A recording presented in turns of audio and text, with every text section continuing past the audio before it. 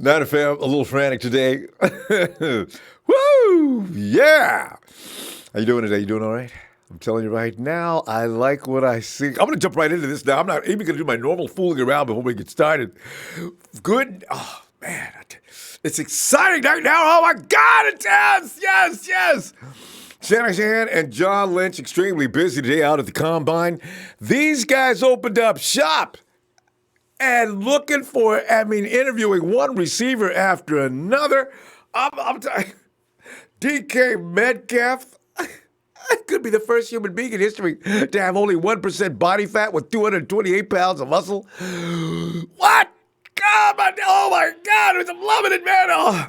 And then you got Andy Isabella. I told you yesterday, remember when I said, watch out for Andy Isabella? Andy Isabella comes from a small school. He wasn't even on the radar with a lot of sites that are covering wide receiver potentials this year coming out of the draft. Andy's not even on there. He will be probably soon after this combine, I would imagine. Andy Isabella is ridiculously fast. He's small, though. See, small is the word nowadays, right? There's players, you look at Kyler Murray. As soon as 5'9", this could be a problem. He comes in, match 5'10". Hey, he's in, So it's that's the way it is. Isabella's kind of small, but the thing is, gets the ball, he's ridiculously dangerous. This is what I like about Kyle has made me feel since he came to San Francisco about the small, fast guys. The big guy, okay, he makes plays, and then, sometimes he's having a good day's out.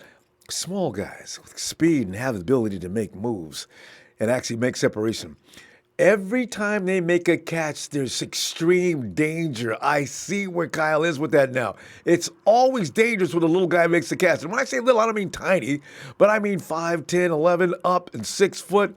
These guys are scary if they've got speed, and usually they do. So, Ridley, man, DNA. If Calvin can do it, you look at Riley. They like him. Deebo Samuel, of course. Kyle coached him in the Senior Bowl. A.J. Brown, number 1 ranked wide receiver in the NFL today. A.J. said, I'll be seeing the 49ers later on today. Oh, fam, I got to tell you. But you know what? If anybody thought they were kidding about draft or going for any big-time deals, I got a feeling even Odell's out, man. The 49ers are going to go get their own guy. Because, the odds of drafting a number 1 receiver, as it is termed, the odds of that are like 1 in, I bet you, if you calculate it, it's got to be 1 in 100 something, maybe 200. You're going to have a hard time getting that by designation, by card-carrying number 1 receiver. They're tremendously hard to find. Ask Trent Baalke. That man could not draft the number 1 wide receiver to save his life.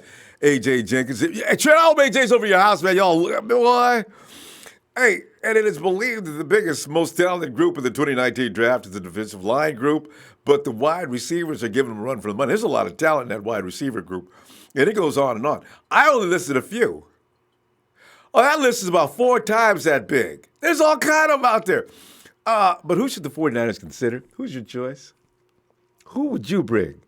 I already told you. It's DK or bust. There's a lot of good talents out there, but we got everything else covered. As a matter of fact, on the roster right now, small, quick, shifty, fast, we got that. But we ain't got nothing that'll remind you of DK Metcalf. Oh, I do like this guy.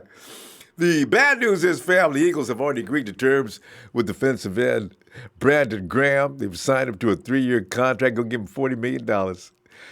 Oh, man, the source told Ian Rappaport, and when Ian Rappaport says it, it's a done deal. All right. So, take his name off the possible vets to be signing with the 49ers to come off the edge. The good news is Earl Thomas, who said, bring me to Texas. I want to come home. I want to go home. I want to go home. Oh, how I want to. Earl says, I'm ready to come home, but I got to get paid. Earl, and here's the thing, he won't take a discount to play for the Cowboys. If anybody thought that, I did. Earl corrected everybody on that. Earl says he needs to get paid. Now, and the thing is, I think what inspired this was, it seems Earl is not. Eric Berry got paid. I don't know what Eric Berry got, but Eric Berry has set the standard for that position. And Earl says, I got to get paid what Eric Berry gets paid. He ain't better than me. So I'm talking $13 million annual salary. He is, again, though, at that age where you're a little concerned with paying that kind of money. For how many years, Earl? See, so this is going to be a problem. But we can now pretty much conclude, though, if the Niners do want Earl Thomas, they can go get him. Cap room will definitely easily provide for that. So Earl Thomas, Brandon Graham's out. Earl Thomas could be in. Richard Sherman is probably talking to him even as we speak. Because Dallas ain't got no money. Come on, man. Dallas ain't got no money. $13 million? They can't. Earl, man, we would love to play, but we told you we have it. It's in the back for you. Hey, stop right there. I'm gone. Local 49ers fan. Hey, what's up, fam? Mario P. What's up? Salvador Bisca. So, man, let's get ready for Kyle to make his yearly trade move. If any of these guys fall to the bottom, first I can see a trade scenario hoping we can land any of these guys with a 36th pick. Yep, dog 8,200, Hakeem Butler. Hey, nothing's been said about Hakeem. The 49ers didn't even, I just realized that. What is it about him that he can't get ranked in there? We'll see what happens later on. Tomorrow, next day, yeah. I don't know how to pronounce this. I can't say this name. I tell you what, you know how we have EDP, the Eagles wild man that gets mad every time the Eagles do something? He's fun to watch. I watch EDP all the time. My boy kills me, boy. Anyway, we got a guy that eats other parts of the body. He's called, I'm going to call him EDB, okay? He says, I'm fine with taking Bosa or Allen. William Roberts. Yeah, what's up, William? Jay Sternberger. I mean, you gave me that name yesterday, didn't you? John Haynes, what's up? Peter Gorman. Hope we get Deebo Samuel, a game clock wide receiver. Could be. Calvin like him. William Irv says DK, AJ, Deebo, and Butler. OMG, so hard to choose. Deebo Samuel can shake the out of you. DK runs it. If DK breaks 4-5, you know what? You may have to draft up to get him in the first round. And I'm not talking round 30s. You have to get up to around 15 or 20. DK runs a 4-5 with all that meat, man, and muscle. I'm telling you right now, the men in black are watching DK just as hard as the 49ers. That's an alien, man. My God. Oh. Peter Gorman says, I think 49ers will go all defense at free agency and offense in the draft. Wow. And that would be nice if they could address all those issues in that fashion, too. Because I think we get DK in the first round. Forget about Joey, Nick Bosa, Josh Allen. Give me DK. Woo! 49 for life, red gold. I would take any wide receiver from the section out of this lineup. Darius Thomas, Riley Ridley, Jorge Ortiz. What's up, fam? Empire Strikes Back. 49ers finally. We're back talking more 49ers football. It gets crazy right now. ATM stacks up.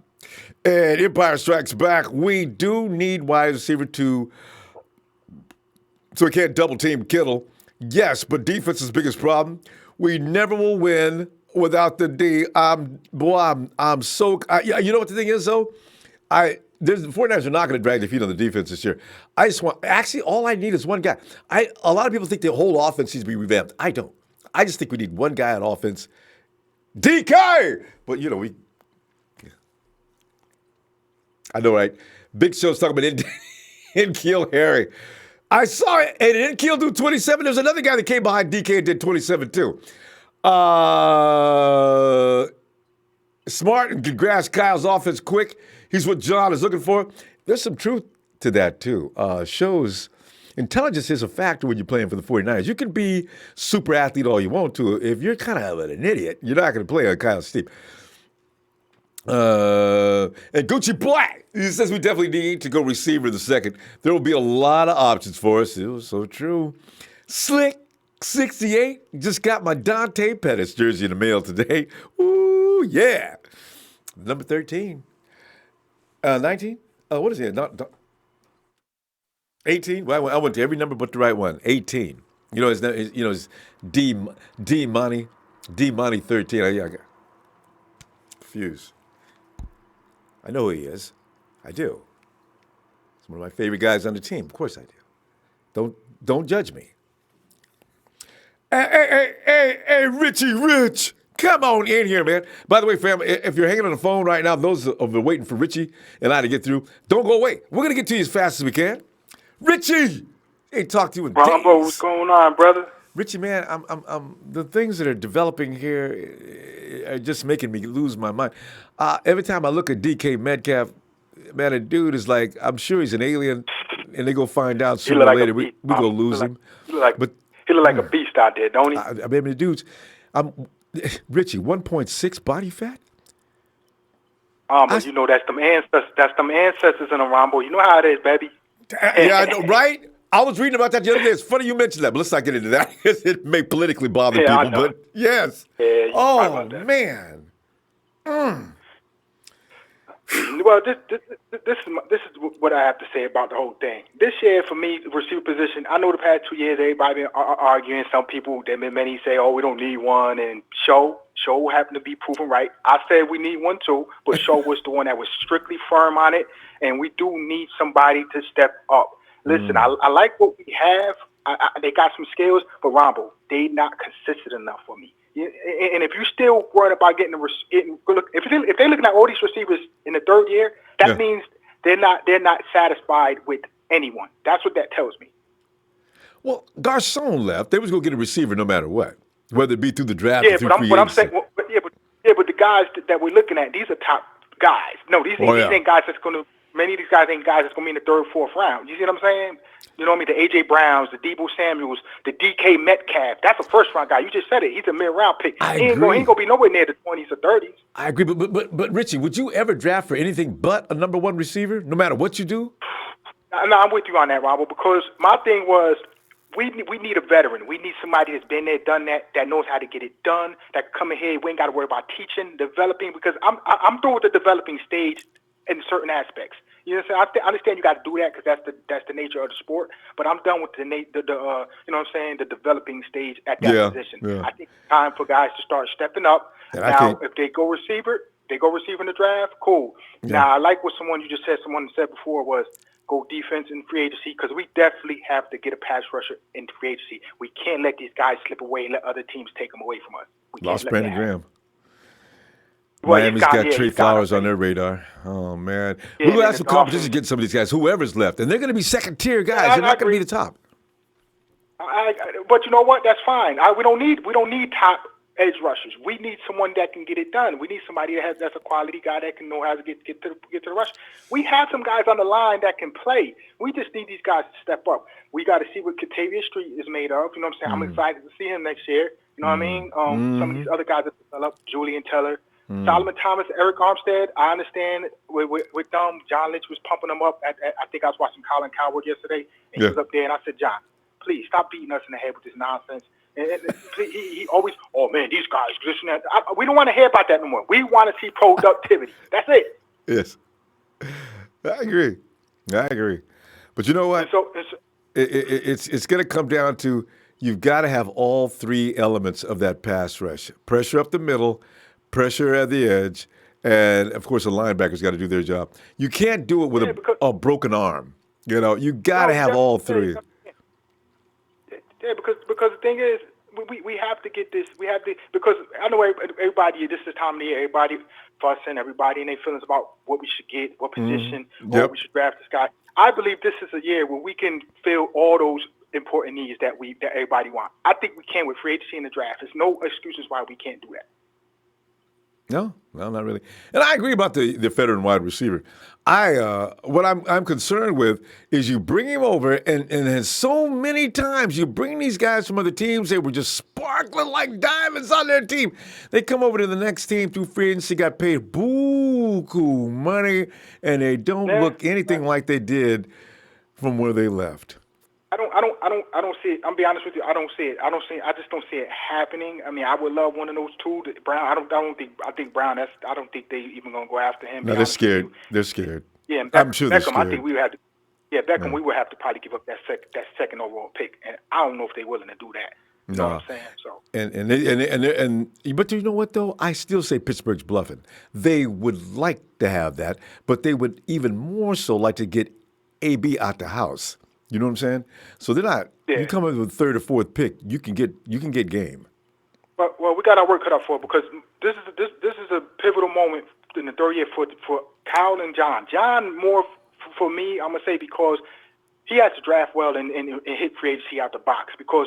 He can be gone. I understand he would have 3 more years left, but he can be gone before Kyle. I can see him leave because of the inexperience at the important position he's at. That's what I can see happening first. But keep in mind though, that's Kyle's hire. If Kyle says to Jed, "I want John gone," he's gone. If Kyle says John stays, he stays. People should understand that. Remember, Jed said, "I want a combination of coach and general manager and get along." I got my coach. He's going to pick his general manager. So if anybody's going to Jed to come in and fire John, he's going to have to go through Kyle. So we'll see. Yeah, but Jed also has to take the bull by the horns and say, you know what, he's been sitting back long enough because you haven't heard nothing from Jed. Jed's been quiet the past few years, and he'll continue to be quiet. But the thing is, Ronbo, is that if John ain't getting it done, and these guys he's bringing in ain't hitting, he missing and ain't hitting on that level. We have to think about maybe he was in over his head at the GM position. Maybe, you know what I mean? But Richie, the thing is, people need to realize that's a 3-headed monster up in that front office. That's not just John. That's Adam Peters, that's Martin Mayhew, and John. That's the thing about the front office as far as that goes. John's probably calling very few shots as far as the draft goes. I imagine they need to hit. Adam comes through, Mayhew, because these guys are hardcore experienced and huge in the industry, right? So they come in and tell John, here's what we're looking at, here's what we do, this, that. They're the ones doing this. When you think about it, Richie, only thing that most of us look at is the fails. We're not looking at the successes because John Lynch. I agree. Yeah, John's done more success than Trent did in 10 years. Oh, how many years was Trent with us? It seemed like it was forever. Yeah, but that first draft, it really took a toll. It took a it went down real fast. You know what I'm saying? Now I understand that, you know what I mean, this is going to be their third year. Maybe them guys will pick it up again. I don't know. Last year was good, though. Last year's draft, I actually liked it. I liked the last year's draft. Except George Kittle. George Kittle probably out of that first draft is the one that really hit me. I mean, he hit majorly. But the other guys, they just hit for the Trent Taylor did a good job. The only problem was he hurt his back. We really have to take that into consideration. He was like the best. That's a problem for me. If you're still looking at little guys in the draft, for this year's draft, if you're talking about that one guy from UMass, we already got too many of them damn little guys. So what the hell? What the hell are we doing? That guy from UMass, though, he doesn't need. Some of those guys don't necessarily need to be coming out of the slot. This is what I like about him. I think Shanahan thinks that way. From what I can see, what he does, he'll put them dudes anywhere. He'll put them on a flanker spot in a heartbeat. He need to get it fixed because this is the year. You got Jimmy coming back. You got McKinnon coming back. There's no more Ronbo. There's no more excuses. That's it. Excuses are thrown out the book. Him, John Lynch. Won't need him. As long as Jimmy can stay out there, we don't have to go through 3 quarterbacks in one season, which everybody's going to hold the entire team responsible for. If Jimmy stays on the field this year, all the complaining will end. My prediction. I hope so. And Robert Saleh, to do my last word, because I know you got callers. Robert Saleh, he's on the clock too. I'm telling you right now, we better be at least 9-7 and up. I'll put 9-7. Give me an edge rusher. Give me an edge rusher. Give me an edge rusher, and I will give you that. I can promise. We need 2 edges, Ronbo. 2. Give us 2. All right, Ronbo. I'll holler at you, brother. Good talking to you again. Good to hear from you too, Richie. Talk to you later. Yes, sir. Yeah. Let's see. Oh, let me go here. 4-9 for life. Red Goat. My prediction on our picks. Josh Allen will be first. Riley will be in the second. Boy, I tell you, I'm worried about the wide receivers, though. Are they going to be there in the second round? Make a trade. Oh, yeah. Make a trade to get back in the second round and take the linebacker Wilson from Bama. You don't like Devin White? I remember. Okay, either one. Flux carrying Justin Hill is going to be a great punt kick return. And we probably don't need those. So we got, one thing we have the best there was, the best there is, the best there ever will be. I couldn't resist it. Last year, we picked up both the best punt receiver and kick return guys. DJ Reed just lost his, messed up for a minute. And Dante, they tried to protect him. Maybe we do need this guy then, you know? Trent Taylor came out, tried to spell it. Richie James came in. We got a lot of guys at that position. Can do that, should I say. Quest for 6, Bradbury and Dillard look like good upgrades on the O-line. Yeah, did you see Bradbury today? He does look good, don't he? We'll see if you can get him in third round. Civic Sport Executive FB6. Up, Civic! Ah! Hellcat underline 8K. Sup, fam? Niners, baby. Jorge. Sup? Jorge Cito says, the red and gold will no longer be cold. Okay, this is Jorge rhyming. You know, starts the show. The red and gold will no longer be cold. I got to get the rhythm down. We're going to climb to the top nonstop. While these other teams hit a drop and flip-flop with teardrops, with lady crop tops.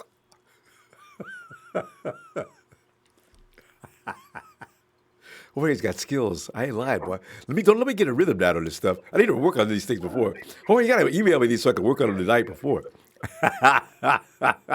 Yes! Fox! Wow! Fox! Hey, Ronbo, it's good to be back again, fam. Yeah. How you doing? Long time no see, man. I'm doing great. Has Getting been, all yeah. excited about some of the things that are coming up. What do you think of? No, there's a lot of exciting stuff. I want to address AB and Earl Thomas. You've had some really great callers over the last few weeks addressing this. I think it's obvious Antonio Brown's value has absolutely collapsed.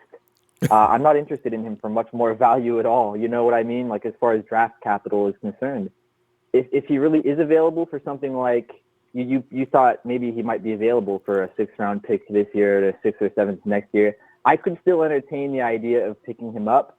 And that's only as long as he doesn't want to mess with his contract that he has now. You know, he was talking about all this guaranteed money, blah, blah, blah.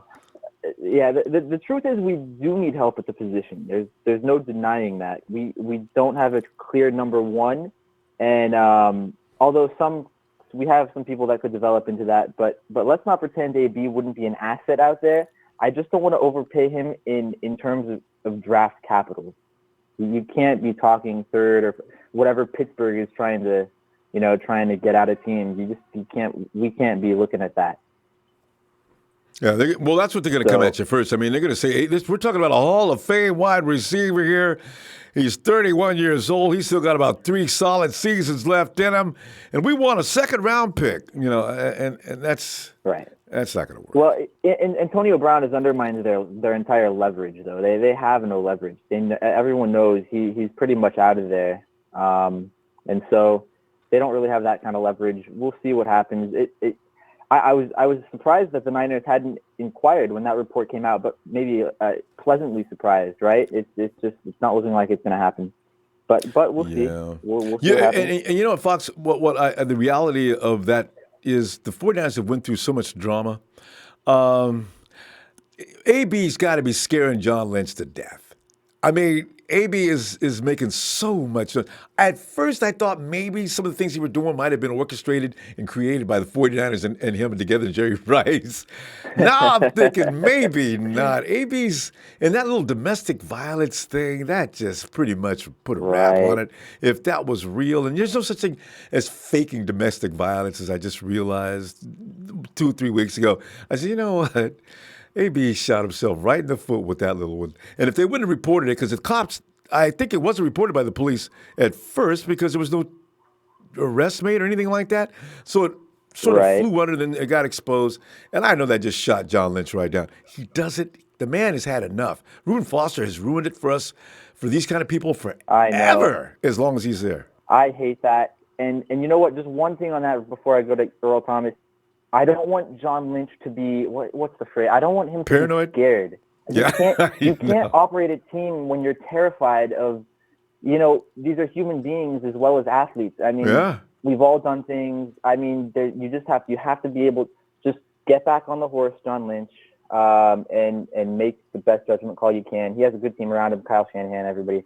So I just hope John Lynch doesn't operate, terrified for his in a vacuum, saying I got to stick to policy. But remember, Fox, they keep talking about character. Now, if you say that too many times, and all of a sudden you bring in Antonio Brown, here come the groups and the platforms and the committees. All right, John, we remember you're saying that character players only. Now, we have it reported that Mr. Brown struck a woman. Is that according to your character standards or what? And, the 49ers, it's a PR nightmare almost to go after Antonio Brown. I'm just thinking how general public people who don't even like football are going to come and attack, So it's a rock and a hard place situation. It is. That's a good way to put it, rock and a hard place, because you have to look out for the integrity of the organization as well. Yeah. So I feel you on that. Real quick, Earl Thomas, it might even be more likely now that the Cowboys inexplicably brought Jason Witten out of retirement. I can't believe that, but that's even more I can't believe it. I have a friend who's a Cowboys fan, and he's just in la la land over it. He's like, this is the best thing. Super Bowl is already ours next year. Don't even bother playing. I'm like, just because of Jason? What are you smoking? This was a Jason Witten. I'm not kidding you. I talked to him last night, and he is just he's just you wouldn't believe, Ronbo, just how happy he is over Jason Witten. I'm like, he's 37, and he's just even I didn't know that. Is he that? He's that old? I think he's 37, if I read that correctly. Yeah, 37 years old. He's up there. He's not a spring chicken. He's way up there. So wow. So yeah, but that Earl Thomas probably isn't going to Dallas. So they're running out of money. And they don't have $13 million. They can't even pay DeMarcus Lawrence. And he's asking, are you going to pay two guys that kind of money? No, it's done. He'd have to take a hometown discount. It's not impossible. I mean, he could take whatever contract he wants. He'd really have to take a discount. I mean, we have some of the same people here, though, that want Earl Thomas now are the same people that thought Derwin James would be a bust, and they swore that safeties last year would hold down the position. It's crazy. Our friend James, who calls him quite frequently, has had some pretty good analysis, though, on the Antonio Brown and Earl Thomas, and I pretty much agree with him at these positions. I just don't think we should overpay them, right? Some people have floated out the idea, give Earl Thomas a 1-year contract. I could be interested in that. You just don't want to overpay them, guaranteed contracts. That's where I'm at on those two. And what the 49ers should do is just wait and see where he goes. Maybe don't be the first one to call him in. It's always best to be the last one anyway. But don't be the first to call him in and see what kind of offers he's fielding.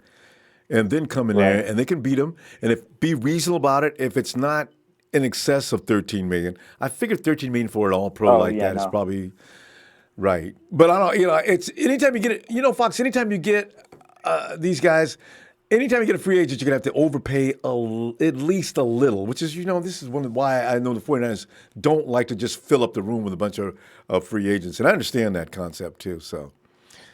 Right. See. I want them. They need to be a little more active than they were. Right. Yeah, well, yeah. That doesn't mean you spend all your money. Certainly not even close. Because Ronbo, it's always funny. It's the teams that have no money oftentimes have no talent on their rosters either. We don't want that. We have to be smart. We've been pretty smart with these contracts and with these signings. There's been a few trades where you're like, but they've been pretty good. And you're tired of the whole hum, and we got to end it this year. I know what you mean. Fox, we're out of time, though. Fox, get on back here so we can continue tomorrow. All right. Yeah, you're going to be on tomorrow, Ronbo, too? Yeah, I can't stop now. I can't. I'm like, every time I turn on NFL Network, I'm sitting there going, and then I look at the dailies. So and myself. So it's just like, I got to go talk to the guys. So that's what I'm doing now. Right. I love it. You know what? I will be here tomorrow. I'm glad you're going to be on tomorrow. I'll be here. I got to give a shout out to 3-Point Rudy on one of the saddest Super Bowl performances in history. And 3-Point and I got to thank you, Ronbo. I got to thank 3-Point Rudy. Shout out. I got to thank you, Ronbo. Nobody does it better than you. And a real shout out to my brothers in the Hart Foundation. Love you guys. Mike the Hitman Hart, everybody. Niner Empire, let's go. I'll see you tomorrow, Ronbo. All right, Fox. Have a good night. Good to hear from you. All right. And let me go check. See, Adrian Gutierrez says, I play guitar. I can back you up in the rhythm section. Adrian will talk. Cynthia, OBJ. See, I've already imagined OBJ and Dante standing on the sideline together and giving each other hair tips. You know what I do to get that kind of tone right there? Here, right. Put this down. All right. Get this product right here. Hey, guys. Yeah. Are we going to play football or what? You know, you man love it. John Burns Sudberg. Cards get Murray. We're getting Bosa. If Cards get Bosa, we get Allen. We can't lose, actually. We can't. Because no matter what, even if they get Ja'Kai Polite, we got all kinds of options at the number 2 pick. And the 49ers are definitely going to use that number 2 pick on somebody to kill that edge. Harvey Huegas. Hey, Ryan, did you see that Lynch interview with the Combine? I'm talking about Kyler Murray, if the Cards are picking him up. He said something along the lines of, it's going to be tough playing against him. See, John knows what I know. Now, Coach doesn't agree. I'm telling you, we do not want Kyler Murray over there. Did you see the way that clip they showed how Kyler Murray knows how to protect himself and do all those things? And when he gets away, just stop running and you're just embarrassing yourself. He's gone. I don't want him over there, but I know it's coming. Gotcha. Thug 8200 says Akeem Butler. Deebo Samuel. Will Rodriguez says it could resign Trey Flowers and move back in the draft and get DK. It's a pipe dream. It's a fantasy. You know what I'm saying? JJ, have you guys seen the LeBron of football, Hakeem Butler? You know what? Everybody see Hakeem, but few are talking about him. I wonder if other team fan base, guys, check around and see if other team fan bases are talking about Hakeem Butler. I don't see anybody talking. He's not even ranked at it. You can pick up Hakeem in the bargain basement. 4th round, 5th round. I said, what? But I seen him play. Could be my judgment's wrong. I don't know. Maybe they're worried about his 6'6" height. JP7, it's 7, JP, time.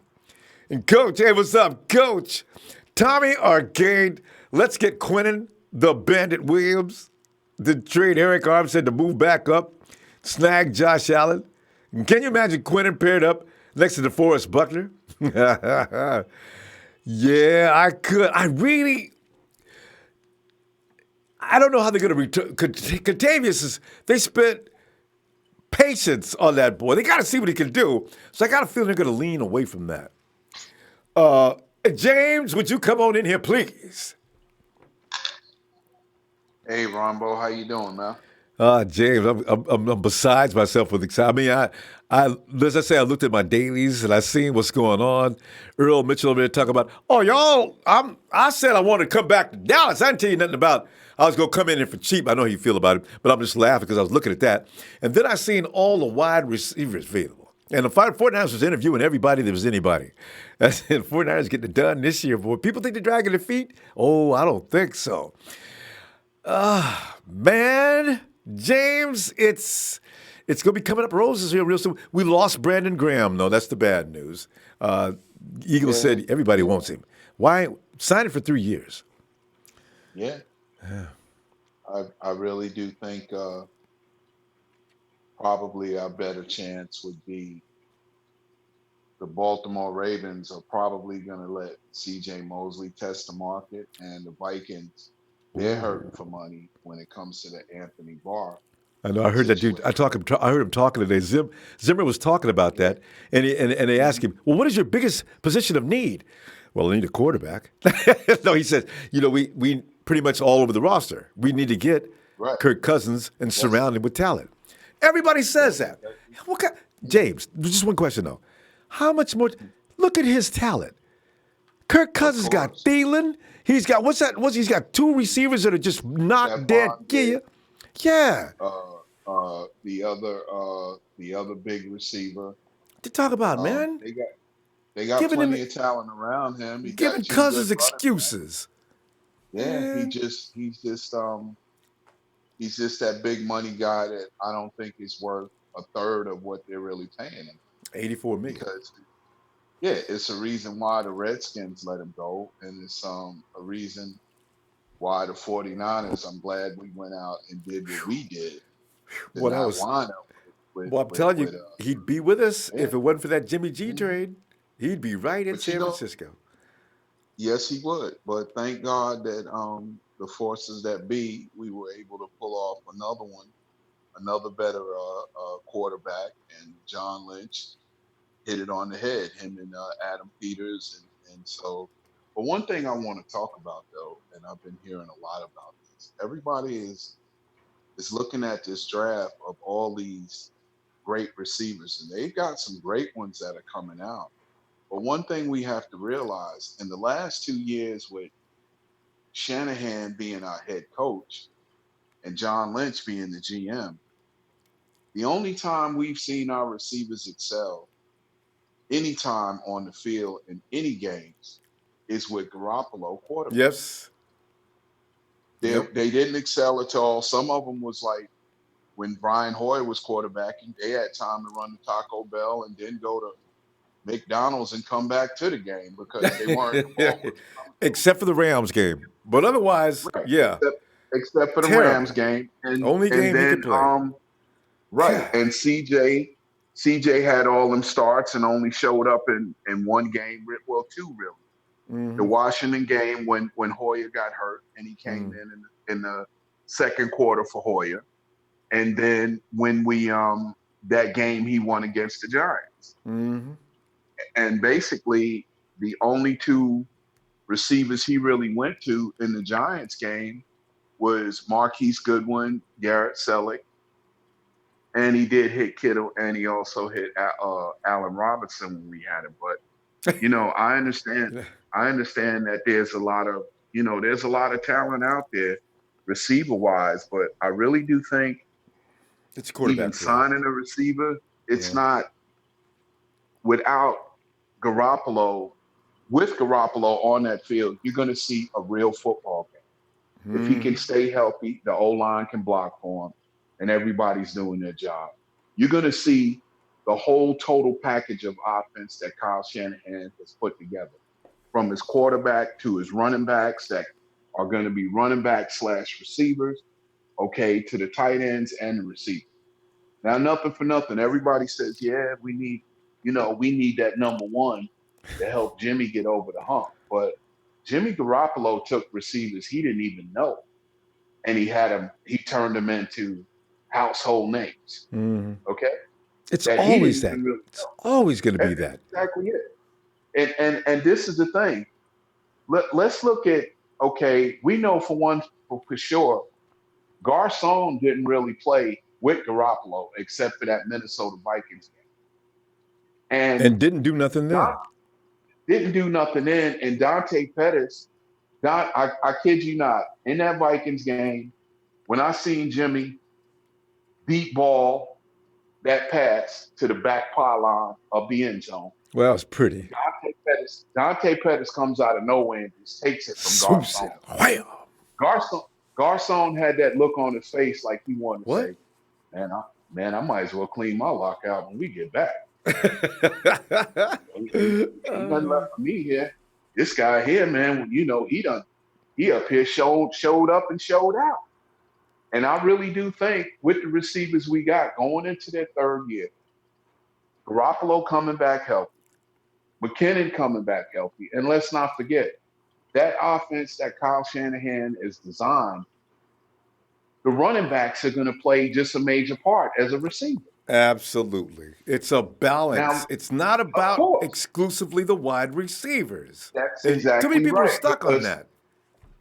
every time that they do a bunch formation with, just say, Marquise, Kendrick Bourne, and George Kittle to the right of Jimmy Garoppolo. But now, Breida and McKinnon are in the backfield. And say if one of them happens to go into motion, the defense is like, whoa, what's happening here? Somebody got to pick this guy. Why is he going in motion? You got a trick package over here to the right of the quarterback. Mm-hmm. They don't know what's coming, but they know it's about to hurt. Right. That And is going to be and don't forget what's a fullback doing? This fullback in particular, you need to take seriously for what he can offer. Yeah. Even with one of those running backs going in motion, you can pretty much if you're a defender, you're sitting there saying, the outside linebacker saying, Well, he's going into motion. That's the running back. The ball's going to him. But how do you know that? And then once the play goes into motion and you got a trip package of receivers, 2 receivers and a tight end to the right of Garoppolo, now the defense is backing up. But guess what? It's a delayed handoff trap right up the middle. And McKinnon picks up 14 yards. I love it. Okay? And the ball wasn't even passed. And then Kyle Shanahan runs it again because he wants him to bite on that. But that third time running that play, Yeah. this is when you're going to see Dante Pettis 70 yards down the field, wide open. That's and see, that's the thing. Kyle Shannon's playing chess, James. That's the way he works. He sits there and he watches the defensive coordinator comes in, and he may as well he'll be butt naked by the end of the game because Kyle will have stripped him. James, we got to stop there though. James, like it's always a good time, man. Let's talk to you tomorrow, okay? All right, man. We'll see you tomorrow. Niner Empire, Niner for life. Big shout out to all the guys. Good to hear Fox back on. Hope everything's doing well with him and his family and everybody else is starting to come back. And, you know, this thing is going to come together, man. This thing, it's going to come together. And I'm glad they're staying away from players that, you know, I'm going to tell you the truth. And I'm going to say this and let you go. If AB wouldn't have went to social media with all that blonde mustache, I'm chess man, and holler at me, and I need that guaranteed bread up front. Ain't no long-term deal where you paying me on the third year. No, that killed his business savvy. Is trying to get teams to look at him to say, hey, we like to trade for him. And I know his agent said, AB, can you please let me handle that? You know, of James, course. James, we'll see you tomorrow, James. We gonna go. And I'll tell you what, James, look for tomorrow. And something crazy is gonna happen between now and tomorrow, and you know it. One knows, man. Niner Empire, Niner for life. Thank you, Ronbo. Love what you do, James. bro. Thanks. I just want to piggyback real quickly and Big Show, pay attention. Remember yesterday you tried to tell me he only had Jimmy only had 1 target. So I went down through Jimmy's schedule of 20. And you knew I was going to do this. All right. Chicago, his first full game. Marquise Goodwin, 8 receptions, 99 yards. Trent Taylor, 6 receptions, 92 yards. Garrett Sullivan had a couple for 30 yards. Juice Check had 3 for 20 yards. George Kittle was actually the low man on that day, pretty much, as he wasn't George Kittle just yet. 2 receptions for 20 yards. Lewis Murphy was involved. He got 16 yards. Carlos Hyde, Matt Breida, Kendrick Bourne. No, not Kendrick was out of that. But the thing is, I'm trying to tell you, no, we're not limited to 1 receiver. God, nothing can be further from the truth. Kyle's not going to ever play a game. Actually, though, but you got the gist of what happens when you do use 1 receiver, because last year, as our heir apparent to, what am I going to call? But anyway, after CJ left, and of course the star came in, he had a thing with George Kittle, but that wasn't what they wanted to do. You know, I think in his case, it was just something he was more comfortable with. So, you know, Jimmy's out there, it's another story. Oh, yeah. That boy's got polish. Jimmy sees the whole field. His reaction is quick. If there's somebody open, Jimmy's going to get him the ball. That's what I'm saying. So there's no need to be concerned with the urgency like that. Yes, bring another receiver in, but let's not go to panic mode. Right? Tom Nook, hello! And Rob Bones went, hey, I knew you'd be here tonight, Jersey, because I got your jersey on. He said, I really want OBJ, Bosa, Lawrence, and Jessica Alba.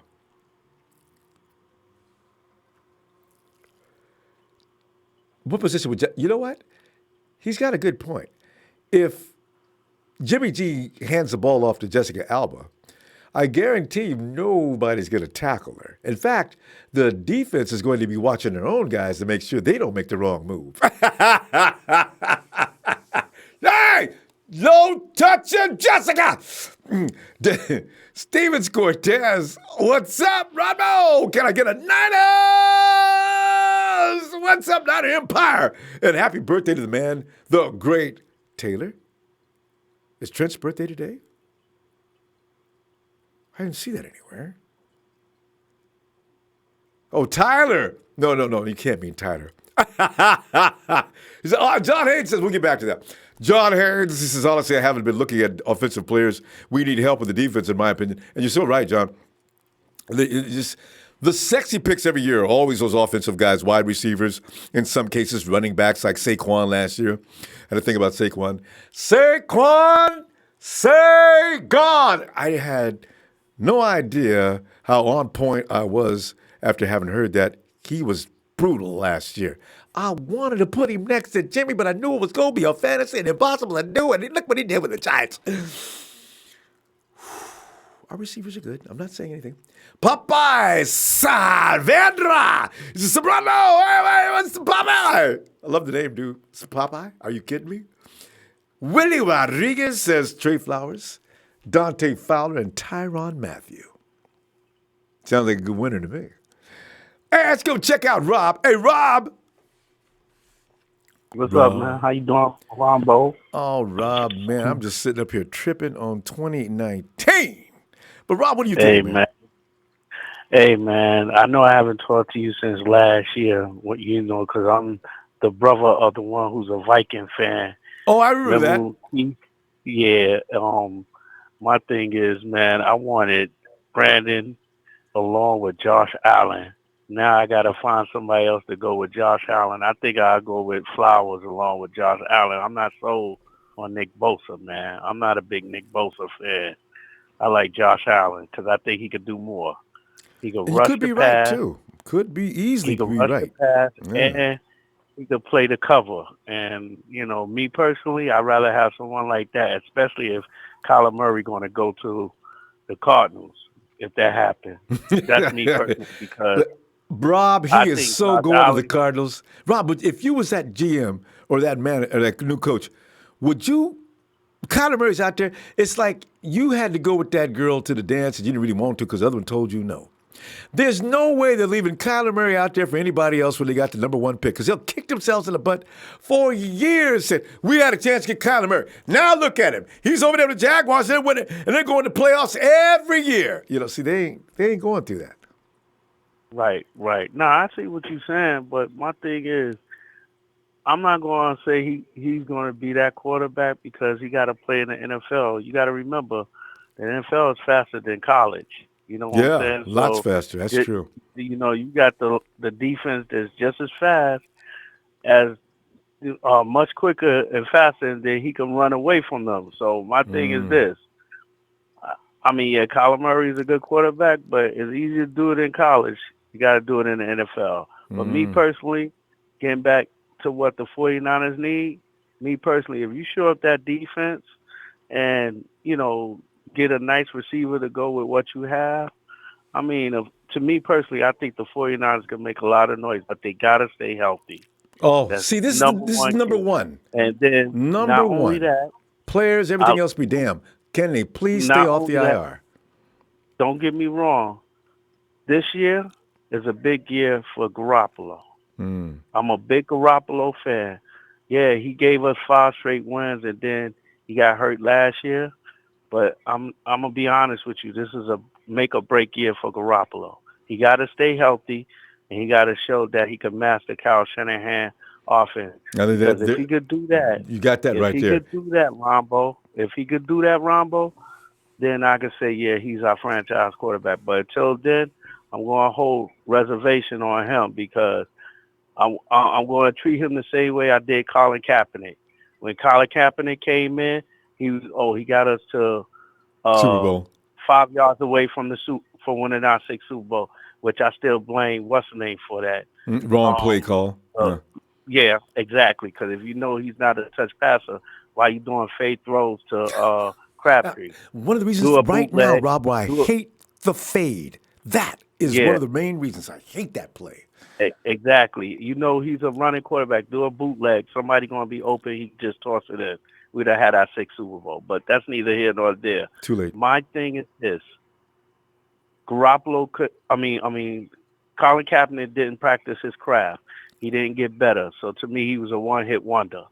I'm hoping Garoppolo is not that. I hope Garoppolo can master the offense, and take us to the next level. That's my hope. And if we could just shore up our defense, if Garoppolo, that quarterback, shore up our defense, and we could win games. And, that's all we need to do, Ronbo. That's what I'm hoping. Yeah, all right. And remember now, because with Cap was a quarterback with a special trait. Garoppolo, they're two different kind of quarterbacks. Right, he's a pocket passer. Yeah, because Cap, Deshaun, Russell Wilson to a degree, Patrick Mahomes to even lesser degree, they're all in that same athletic. But see, Mahomes and Wilson, you've seen Deshaun fail this year. His quarterback skills got exposed. Deshaun's got some things to work on as far as passing and accuracy goes. And Lamar Jackson, I really worry about him because I like him. I want to see him do well, but he has got to develop better skills at getting rid of that ball. I'm gonna be honest with you. I think Lamar Jackson gonna be like homeboy in Tennessee. Yeah, he's having a lot of problems, ain't he? I think I can't think of his name right now, but I believe Lamar Jackson going to be like that quarterback in Tennessee Titans. He is not going to be that great. I think he's going to be overrated. I'm sorry to say. With a great run game. In order for you to survive in this league, you have to be able to go to your second progression, through your progression, and look for the second and third receiver. You can't just rely on that first read and then run. You can't rely on that because after a while, waiting for that. Right, your athleticism going to go away. So you got to learn how to practice your craft and stay in that pocket and go through your progression. I don't think Lamar Jackson going to be able to do that, and plus he's not that accurate of a quarterback. I'm sorry to say. No, and maybe maybe he gets a chance because you know what, he came in. I was kind of proud of him when he came into the NFL Combine. They asked Lamarcus to Jackson to come down and work out with the wide receivers. I'm telling y'all, man, I ain't no wide receiver. I'm a quarterback, and I said, that's good. Stand your ground, Lamar. You know what? Right. You want to be a quarterback, be a quarterback. Let's see what you got. But don't do what some guys do and just abandon all principle and do what you don't want to do. So I'm kind of impressed with that. So I'm wishing him well. And I'm just hoping, like I said, Ronbo, I just hope Garoppolo do better next year. I'm going to tell you, the only thing that's going to hold him back, your fears, Garoppolo's been doing well ever since he was at Illinois. That's what he's made of. All he has to do is master the defense. Now with Kyle, you can pretty much be promised that he's going to master that defense, because that's what Kyle does when he gets quarterbacks. But we'll see, though. But, Rob, we got to go. Yeah. I'm get back here tomorrow if you get a chance, will you? Okay, not a problem, Ronbo. You have a blessed evening, and enjoy your weekend, brother. Thanks, man. You too. Look forward to talking to you again. Take care. All right. Yes, sir. All right. And on my night of working the big show about Jimmy only having one wide receiver, I'd like to go to the next game against the Texans. Marquise Goodwin, 6 receptions for 106 yards. I just wish Jimmy would have been there all year. This thing about Goodwin's no good would not be happening. All right. Garrett Selleck, 2 receptions, 67 yards. Kyle Juszczyk, 3 receptions, 64 yards. Kendrick Bourne, 2 for 29. Aldrick Robinson, 2 for 27. Lewis Murphy, 1 for 20. Trent Taylor, 2 for 11. George Kittle again. George Kittle's funny. He was just born this year, right? 2 receptions, but he was hurt a lot last year. Let me count the receivers. 1, 2, 3, 4, 5, 6, 7, 8, 9. See, Show, it's going to be tough for you to tell me that George Kittle was the only wide receiver that Jimmy G had during that stretch. Big Show says, and that's why Murray won't go number 1. So you make sure you call in, and I want to beat you up again. Let's get in. Rob Mosby says, hey, we need Walt Donald Duxon from Orlando. Jersey's on a roll tonight. Ernesto Vasquez, what's happening? And Debbie Ryan says, damn, fam, it's March 1st already. 13 days till free agency period begins. Who you want us to be after, fam? Debbie, well, you know what? There's only going to be a few guys left. Because, like, this combine, there's going to be so many wink promises. They can't sign anybody yet. And you may be able to talk to people after they get the wink. But, man, where are people going to sign? People have changed their mind now after the Combine. JJ says, from all the interviews I've seen from Lynch at the Combine, it sounded like John wants to draft Quinnen Williams. Hey, you know what? I'm telling you, do not get your heart set on nobody, man, because last year, remember, no other team, Satch Montgomery, no other team has, Shuck Satch, thanks. I can't read it, I'm too shy. Thanks, Satch. Dennis, uh-oh. That's got to be Denise, because Dennis is Dennis.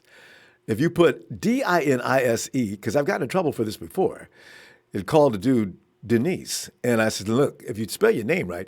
But Denise Granger said, I'll just leave it at that. Denise Granger says, hey, they're Niner family, checking in from AZ, Valley of the Sun. What's up, Denise? Brian Smith says Harry or Butler. Man. Sandro Velabit.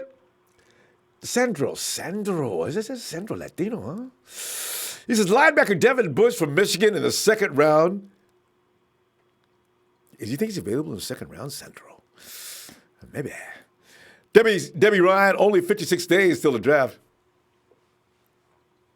April 25th. You know we're going to be basket cases the last week before, getting up all night, walking around. But if they do this and trade back up, no, they can't do that either. Maybe we could use a fifth. We don't have a fifth round pick. Oh, my God. You're going to go, as we get closer and closer, you start getting crazy. And you know this.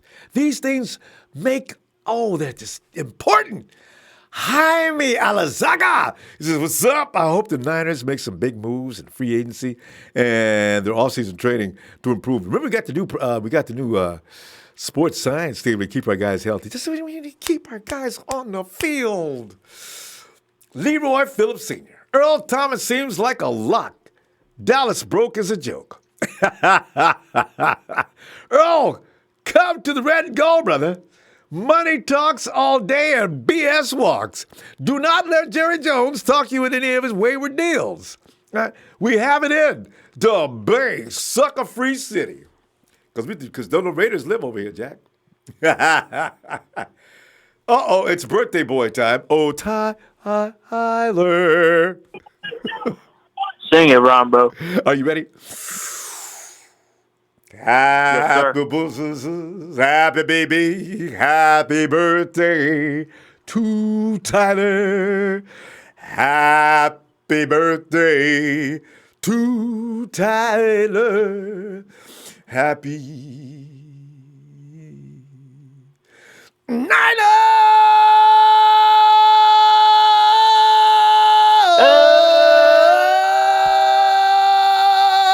birthday to Tyler. Tyler, happy birthday.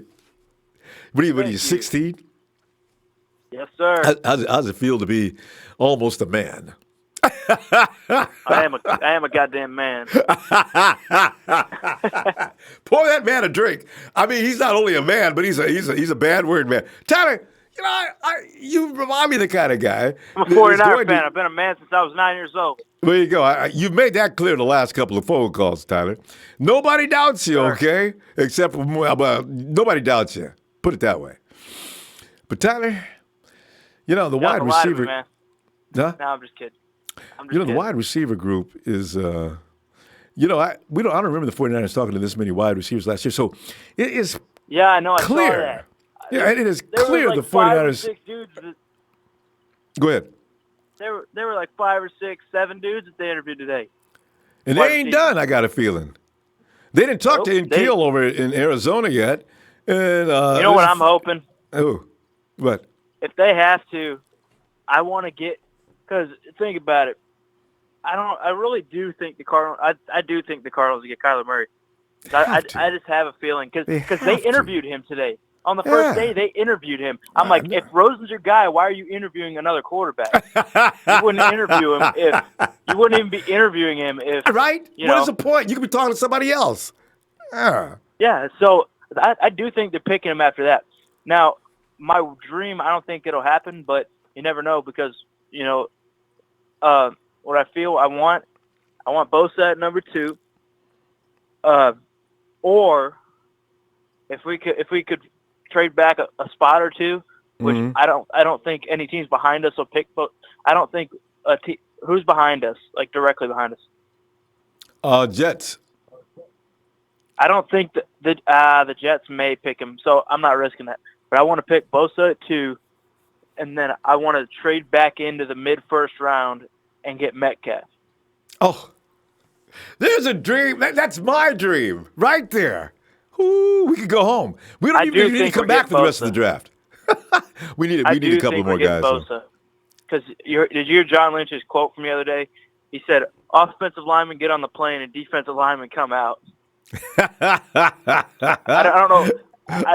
I kind of figured. I feel like he's picking a D lineman. Yeah. Oh, in the first round? I think Bosa's a man. Yeah. Oh, no doubt. No doubt about it. He's definitely got to get it. We cannot continue getting our butt handed to us because there's nothing coming off the edge. So, yeah. Yeah, and I don't see any really necessarily bigger needs than that. You know, there's like a couple spots where we could get better, but like I feel like that's the number one thing. I don't think there's any other position that we should go after in the first round. Actually, although right. I would like to get better at corner, but I mean, I'm not feeling Akello. The thing is, you can't get him in free. Is there a free agent out there that you think that?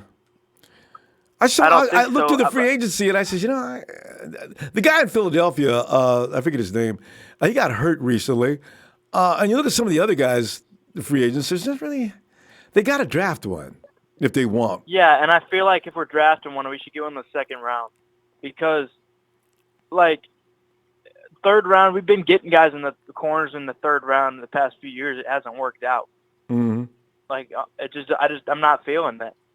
So I want to get better at corner. A dream would be to get Bosa, maybe pick up Anthony Barr or something, and then pick up another corner.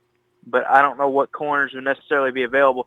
But I would also love to get Tyrell Williams. That dude. Oh, the thing is, he's been forgotten because nobody. Mike Williams You know what? Kyle hasn't forgotten him. They were talking about him a month ago. I didn't really pay much attention to him last year. They've been talking about him for a long time, and then the conversation went away. Tyler is definitely on a lot of GM's radar. Lots. Yeah, definitely. And I also feel like I was watching this video, and this guy was saying Dante Pettis is a mirror image of Keenan Allen. And Keenan Allen's a beast. Yeah. He said he runs routes just like him. Yeah. One thing Dante could hold classes on is how to run routes. That's going to be even more improved next year. He's just got to get a little stronger. So. Yeah, I think he should work out with Keenan Allen, honestly. I want him to work out with George Kittle. Because George came in looking like a statue of a Greek god, right? So I figured that helped him throughout that last year. So whatever George was doing, Dante needs to, hey, George, man, I'm working out with you this year, right? I wish you would. I was going to ask you to, man. You're too skinny. So, he's working out with, he's going to be working out with, what's his name? I know it's Chad Johnson. What's his nickname? George? Oh, yeah. No, Dante is working out with some other people. Ocho Cinco. Yeah, Ocho Cinco, yeah. So, also, I feel like if Dante actually works out with Keenan Allen probably knows, they obviously run routes similar, but Keenan Allen probably has some techniques and stuff he could teach him. So, I feel like that'd be something might need to look into, but I think Dante's going to have a big year. Mm-hmm. And as I say, those guys are training for football now. And Dante's training for football this year instead of training for the draft and the combine and all the other stuff. So when they can focus on football like George did last year and coming into this last season. Oh, yeah. Yeah, and I see what you meant. I didn't necessarily understand what you meant at first when you said Dante should work out with Kittle. But as far as I'm pretty sure what you meant was his work ethic, right? Like just. Oh, yeah. Like how, So everybody should be working out with Kittle. If that's really right. Everybody doesn't need to because they're gonna bother George. I don't want you to be asking George, "Hey, George, man, what'd you have for dinner, man? Hey, is that just protein shake? Don't bother him. Maybe 2 or 3 guys, but not a bunch." Have you ever heard of David Goggins? That dude, he used to run like marathons and stuff. Yeah. And that dude, like, he would like literally let people stay at his house and stuff, and he would like work them to death, and then he'd do something crazy every day. So the thing is, like wait. he's Tyler, we got to stop. But somebody just drove all over your stuff there. Razor, did you have something you wanted to say? No, that was for his birthday. Oh yeah, thank you, man. Appreciate it. No problem. Hey, Razor boy. Anyway, Tyler. I was just saying, like David wrap it- Goggins, he would make guys. He would literally like make guys like Puke basically during work out workouts. until they puke. Yeah. And also, he's like, keep fucking going. Yeah. No, And then, really. like, he's like, you're not stopping. You And got to then, push yourself past your own mental limits. That's what it's all about Yeah. in every sport. And he made his friend jump into he jumped into a lake, and then it was like frozen over, but it had like a hole, and he made his friend jump in it, and he's like, get in here. He's like, man up. And then his wife walked outside, saw him in the lake, and she's like, what are you doing? Yeah, man, it's guys get real sick when they start training. Tyler, we got to go. David Goggins is crazy, man. Well, yeah, that's what it takes. So, all right, Tyler, I'll see you tomorrow, okay? Definitely. All right, fam. Niner Empire, Niner for life. This is my team, forever faithful. I love you guys.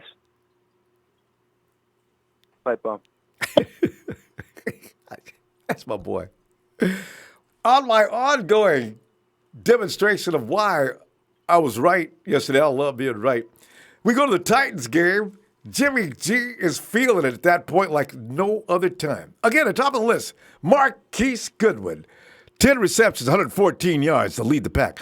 Kendrick Bourne, 4 receptions, 85 yards. Garrett Selleck, again, the man with the plan, 3 yards. 3 receptions, 63 yards. George Kittle, getting involved now, boy. 4 receptions, 52 yards. Trent Taylor, 4 for 40. Use, check, again. 2 receptions, 16 yards. Carlos Hyde, 2 for 14. I'm telling you right now, I don't want to hear about Jimmy G not spraying the ball all over the field. When he's being Jimmy G, everybody eats. I love making myself up by points. Hey! Salvador! He says, make sure Tyler didn't get a jersey for... Whew. See, I forgot to ask him, Sal. As you know, he did. We all have to worry about whose jersey did he get. And he won't buy Russell Wilson's jersey. I've been trying to get him buy. I tried to get him to buy Russell Wilson's jersey last year, or Jared Goff. You don't need to wear it out in public. Sleep in it if it gets cold, you know? Don't let anybody catch you in it, but you know. Michael Dezat says, hey, DK would be a great fit if we go defense and free agency. I know, man. Man. What is it? If they call DK's number, man, that night when we were hanging out watching the draft, I'm telling you, man, I may not be able to finish the draft. If we get him too early in round 3, that's it for me, man. I know the party's on. If we picked up Bosa in the first round and DK in the second, pour me the champagne. Pour the champagne there. Coach Sands, players usually come available in free agency due to salary considerations, and that's why Earl Thomas is there. DeMarcus Lawrence maybe, and others. Because Jerry Jones, boy, you signing Witten up and celebrating, and people and Cowboy fans think they could go to the Super Bowl now. All it took was Witten, but Witten does provide a lot for that team. I can't take that away. He does make a difference with the Cowboys. Is that much of a difference? But they don't have anybody. Irving's been kicked off the team. What's that guy? Todd Irving? Is that his name? What? The guy I was telling you about the other day, the Dallas Cowboys was under investigation, last name Irving, gone, get out. And of course, you got Randy's indefinitely suspended. That may be years. So the Cowboys' defense is just slowly turning into a heap of poop. Myrna Gonzalez, she says we need to trade down like 3 to 4 times and pick up like 10. Myrna's into quantity. Myrna, maybe. I mean, you never know what these guys are going to do because they fooled us last year. Kenner, he says, we might be able to get DeMarcus Lawrence and then draft an edge or 2. Boy, talk about being set for years. Although I worry about getting 2 alpha dog blue chip players. you want to get a solid backup, and then you want to get your number one guy to play him off that edge because the number one guy knows that he's going to play all the time. The guy backing him up knows his time on the field is going to be a little. They'll work it out, I'm sure. Greg Mayfield, he says, we got the best tight end in the league. We don't need a number one receiver brick by brick. Pettis is going to be a beast. Greg, see, me and you are thinking along the same line. There are players the 49ers got, if they have the right quarterback, a lot of those guys got talent. I'm pointing out right here, we don't have any suck wide receivers. What we did have was a little problem with their quarterback situation. I mean every word, so I ain't backing nothing up. Ian Sharp says, if the fail, they will take the fall at the same time, but no sign of that at the moment. Next season has to be an improvement, though. Same with Salah. Yeah, Ian Sharp. Yeah, football's it's a game of. It's so delicate. If you have too much of something and not enough of another, and the Chiefs are the perfect example of that. An offensive juggernaut. They would pound a team into submission. If the game went 5 quarters long, you'd see the first NFL team in history score 100 points. But they're going to give up 90. See, that's not going to work. You're eventually going to meet your match. There's Bill Belichick waiting on you.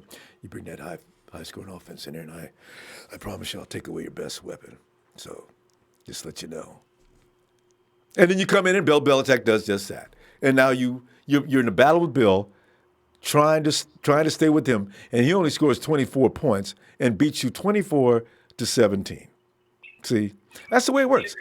Jorge says, "Oh, we're going to phone now." Hey, Will. Ronbo, what's up, man? Will, man, it's just. I'm telling you, I'm looking at all them wide receivers today, and Earl Thomas talking about, boy, I ain't coming over here for no charity. Brandon Graham is gone, and man, it's just all kind of things happening all at once. So, but Will, what are you thinking, man? Well, first off, I want to give a shout out to you, Ronbo, man. Appreciate what you do. Thanks, Will. And everything. Shout out to the Night Empire, man. Man, let's get this clear, man. Ronbo. Yeah. Listen, man. You ain't got to read those stats about Jimmy G, man. Not Empire. Please do not let Big Show brainwash y'all, man. Come on, man. Don't let this dude brainwash y'all. This dude talking about we only got one receiver that Jimmy G can go to. Like I said before, man, like I said, man, before the dudes were hurt and Taylor was hurt, man. Marquise was going through family problems, and then he had a few injuries to go along with it. Saul couldn't produce. He couldn't produce, man. I'm tired of hearing that stuff, man. Like for real. It's really annoying. You know what I'm saying? I'm telling you, man. Starting this year, man, once everybody get back, man, Jimmy G is gonna hit every target, every receiver, man. I'm telling you, like when we first got Jimmy G, when we played those last few games of the season, Jimmy G was hitting Juice. He was hitting Garcon, Trent Taylor, Bourne. He was hitting everybody. Like I said, man, Kyle Shanahan offense is built for all skilled players to get the ball. When Jim Harbaugh was the coach, they ran plays. Greg Roman ran plays for specific players to get the ball. They ran plays for Crabtree. They ran plays for Vernon Davis to get the ball. They ran plays for who else? Bolden. But it wasn't until Bolden beat our ass the year before. Right, yeah. Well, I'm still mad about that. God. I mean, Kyle Shanahan's offense is like you playing Madden. You're going to throw to the person who's open. It don't matter who it is. It could be the running back. It could be the tight end. It could be the slot. It could be the outside. I mean, Kyle Shanahan's offense is built for every receiver to get the ball. It's not his plays are not built for one receiver. He may have a few, you know what I'm saying, like the play when George Kittle blocks and he falls down, act like he falls down, and he gets right back up. He does that so well. He didn't throw the ball. That play is for a person like Kittle. You know what I'm saying? So. Yeah. I mean, chill out with all that one receiver stuff. I mean, the Patriots went to the Super Bowl, and the Patriots went to the Super Bowl, and all it was Brady and Edelman. Now, no receiver. I know, because Hogan was useless that night. Hogan couldn't do a dang thing right, and right, you know what I'm saying. And Gronk was hurt. He's still hurt. So yeah, right. That was Edelman's show. Man, so So I'm telling y'all, Empire, do not let this dude brainwash y'all, man. Shout out to Big Show, man. You know, I respect all his opinion, but all that stuff right there, he just need to throw out the window. In that Kyler Murray situation, man, Kyler Murray going to Arizona. Go ahead, sign, still deliver, man. Why you got Rosen? So why would, like the previous caller said, why would you interview another quarterback when you got Rosen? Right. We ain't looking for no quarterback. So we ain't interviewing no quarterbacks ourselves. I mean, John Lynch always take, but what we do? We ain't asking them to interview. Right. We know we trying to get some receivers and some pieces on defense. So kill me with all that. That's who you talk to. Anyway, you're wasting time talking to a quarterback. There's other people I can be talking to. Yeah. Exactly. So if you ain't serious about it. Yeah, if you ain't serious about it, then why touch it? So, and another thing, the AB and Odell. I mean, I'm pretty sure. I don't know. I don't know now. I don't know if we're gonna get them guys or not. I don't know if we're gonna get one of them or not. But I'm saying, man, we should try to get them. I don't want to hear all this stuff about the social media and all his stuff. Man, the man got a freedom of speech. The man he got his own phone. He got his own Instagram. If that man want to go on Instagram, if that dude want to color his mustache, let the man color his mustache. You know what I'm saying? That don't justify. You know, that don't justify you that you are a troublemaker or something like that. Man, this is expressing himself, man. The man full of life. I mean, dude True. He's just on Instagram. It ain't no big deal. I mean, that mustache is bothered a lot of people, ain't it? I don't really, and I didn't think about it, but everybody's working on it. Yeah, I mean, and then on top of that, Odell, I haven't heard anything crazy about Odell since the picture he took with his teammates with his shirts off on the boat. You know what I'm saying? So I mean, what's wrong with having AB and Odell? I mean, I know John Lynch. I know he a little business. He don't want to go ahead and get these guys. He's scared. He don't want to drop his nuts. But you know what I'm saying? He's scared. So you know what I'm saying? But it would be great to have one of those guys on the team. They ain't gonna be no distraction. They'll vibe well with the team. You know what I'm saying? You know what though? And you got leaders. They wanted an OBJ last year, Will. They may still be. Who knows? Jay Glazer may be on to something. He says that OBJ will be in camp next season in San Francisco or Santa Clara. Yeah. So that's not dead. I believe that's a smoke screen. I think the Giants are blowing some smoke behind that. I have like a little 60% chance that might go down. So I'm really positive about that. And two more things before I get off, because I know you got some callers waiting. But we need DK. I'm all for DK or Deebo. I know Deebo Samuel. Man, Deebo Samuel can separate so good. Like he could run towards you, jab to run a slant, and he already 5 yards away from you once he hit that jab. They got some players. Man, the dude, he got some players, man. And DK, man, DK, he ain't nothing but concrete. Dude, he's solid. He ain't nothing but concrete. 1.6 body fat. That's it. Listen, Will, do you have Twitter? No, you know what? Go Google up DK workout. This dude, somebody tried to tell me he was cleaning and snatching. I said, hell no, DK's strong, but that's ridiculous. DK had 3 big ones on both sides, up on his shoulders doing front squats. I said, that dude a beast, man. Oh, that is not possible. His knees weren't even wrapped. What? Damn, DK. I said to DK, you know what? Don't do too much, because if anybody keeps checking out these workouts, call him in here. As soon as if he gets in, we're going to test him for drugs right now. 1.6 body fat. Damn. Man, that ain't no but a side of one piece of paper. Whoa. I'm telling you, man. But man. But them two. I hope Kyle and John get, man, because those guys they some playmakers, man. They'll be a boost for the offense. And toward the defense, man. Last thing, the defense. Real quick. This is the side of the ball we need to be worried about, because we need some edge rushers, man. You know, like I say, Brandon Graham just got signed, so they put out a report about the Rams saying that most likely that the safety Joyner and Fowler gonna hit free agency. So get Dante Fowler, man. Y'all seen what Dante Fowler did in the NFC Championship game in overtime. He forced that throw that made Breeze get that ball picked off him. He has his still overtime. But we definitely got to go, because we're going to run out of time. And I'm going to tell you what, give me that sign out. I'll be back tomorrow, man. We can continue. All right, man. Don't remember, man, 49 D-line, they run that 9 wide. So Yeah, I know. I can't wait to see that. They run that 9 wide. So they need to get the right people. All right, Ronbo, but shout out to the Niner Empire, man. You know what I'm saying? And Rudy. Fuck Rudy. Yeah. Fuck Rudy. Rudy ain't shit. The Rams lost the Super Bowl. Yeah. And they broke. Yeah. Sean McVay, Les Need, they still got the investigation going. They still can't find out who stole their money. I don't think they're gonna ever find the money.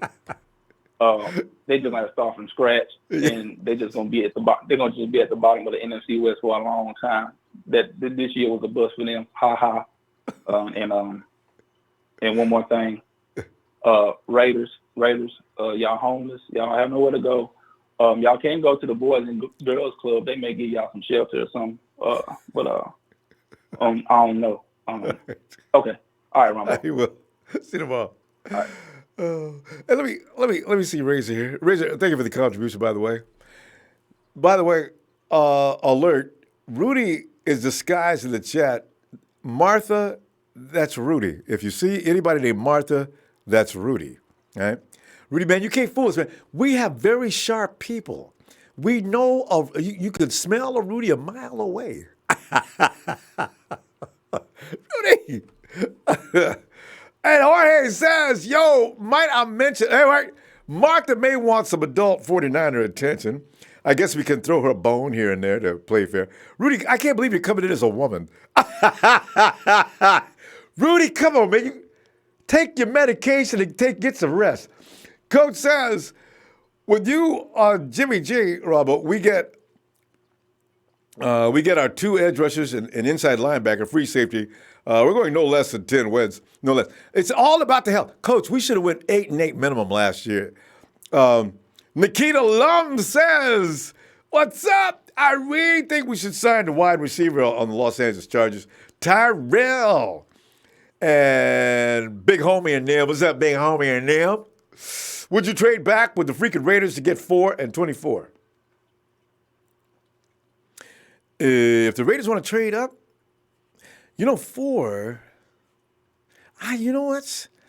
Ooh, because there's only 4 places. So even if Bosa and Allen go, you still got Jakai at 4. It's something to think about, though. Denise Granger says, according to the rumors, the 49ers are very likely to trade down for more picks. Hopefully we don't mess this up. I want a superstar. And if they do that, they will probably already have a plan in place. Because quite frankly, it's going to be determined as to who they get in free agency. If they get an adequate guy coming off the edge or 2, they're going for a wide receiver in the first round. Or they could go for Devin White. I don't know. Demetrius. What's good, Ronbo? Demetrius, speculations are out of control. People are going wild. John Lynch and Kyle Shanahan running around talking crazy, re-signing up Jimmy Ward and talking about how to go with a 1-year contract. Earl Thomas running around talking, man, I ain't no charity case. I was just talking about I want to come back to Dallas because I'm from Texas, but I ain't playing for them for free. And we lost Brandon Graham. And the 49ers are interviewing everybody who's anybody in the college ranks that calls himself a wide receiver. It's fun times, man. What's going on, man? Hey, shit, Ronbo, just cooling out. Got the weekend off, you know what I mean? No kids this weekend, so I'm hanging in there, you know what I mean? I had everybody up here rapping and all that on the live chat and shit. You know what I mean? That's what I do. I put bars in, man. Did you check that out? Jorge is out of control. Watch out for Martha. Yeah. That's not who it seems. Martha is definitely a dude in women's naming. That's crazy. Oh man, that's a story for another day. But now, Ronbo, ain't shit though, man. I wanted to chat about a couple things. I had a couple things on my mind. What was that safety name, man, that we lost in training camp, man? I think he tore his MCL or ACL. I think he was like 6'4". He was a safety. Hey, His name is Wick. Did we keep him on IR or did we get rid of him? I'm not sure. Oh Or was he no on no the no! practice He squad came after back that? last year and got cut. I know who you're talking about. Oh, what's his name? Hey, Chad, give me some. Who was that safety we saw year before last? They cut him. They brought him back last year, and he got hurt again. Wait, did he get hurt last? No, he came in. And they really, Got he was hurt. coming. He started to come along and all of that. They liked him. You know what I mean? Before he got hurt and shit. I think he played in a couple of games in like preseason. Preseason, yeah. Or something like Yeah, that. I know exactly what you're talking about. I just can't remember But his name right now. I But why forget, do he you was mention like him, though? 6'4", man. Lorenzo Nah, Jerome. No, There you Lorenzo. go. No, the other kid. not Jerome. No, I not forget Terrell his Williams name, Jr. but he was either. good though. There's one other guy. Terrell Williams Was Jr. it was. him? No, it's not Terrell. You're not talking about Was Terrell. it Terrell Williams Jr.? It is Terrell. I'm not. It is. Oh, yeah, Terrell did It get is hurt. him. I don't know. Yeah, There's he did. another That's what guy I'm we talking about. cut. Did we cut him? No, Terrell got hurt, and that was the end of him. For now. Shit, damn, because he was They might pretty bring good. him back for next year. He was pretty good. He was pretty good. He just had to beef up a little bit. You know what I mean? But he was on my head, though, because I don't know. I was thinking about safeties and shit, but I forgot all about him. Like, remember the last- what? He was pretty good. But Remember the guy named Chancellor James? Are you thinking about him? yeah, then we cut him. Yeah, we cut him. So We cut him. yeah, We cut him. We got rid of him. Yeah. yeah. He was on my but head, I though. liked him the year before last, but he got because he was aggressive and nasty. Yeah. I remember Carlos. He pissed Carlos Yeah, Hyde that that's year off in what's up. preseason, and Carlos decked him in camp, which was out of line. But he did, but that's how Chancellor was pissing people off. Damn, man, that's crazy. Let me find out if Carlos Hyde was a thug. Yeah, But I know, now, right? man, it was another guy I had in mind too, man. His name was Jimmy Moreland. He's from JMU University. He's a cornerback. And his name is Jimmy Moreland. Jimmy Moreland, yeah. Yeah, Is it- he's wait a minute, you fast, say- bro, yo. Is he in the draft or is he from the past? Nah, he's in the draft. He's in the Oh, he draft. is in the coming up draft. 2019 Okay. this year. Moreland. Yeah, he is. He's Right. Jimmy Moreland. Yeah, he's he remind me of the kid that came from Ohio State last year that's on Cleveland Browns now.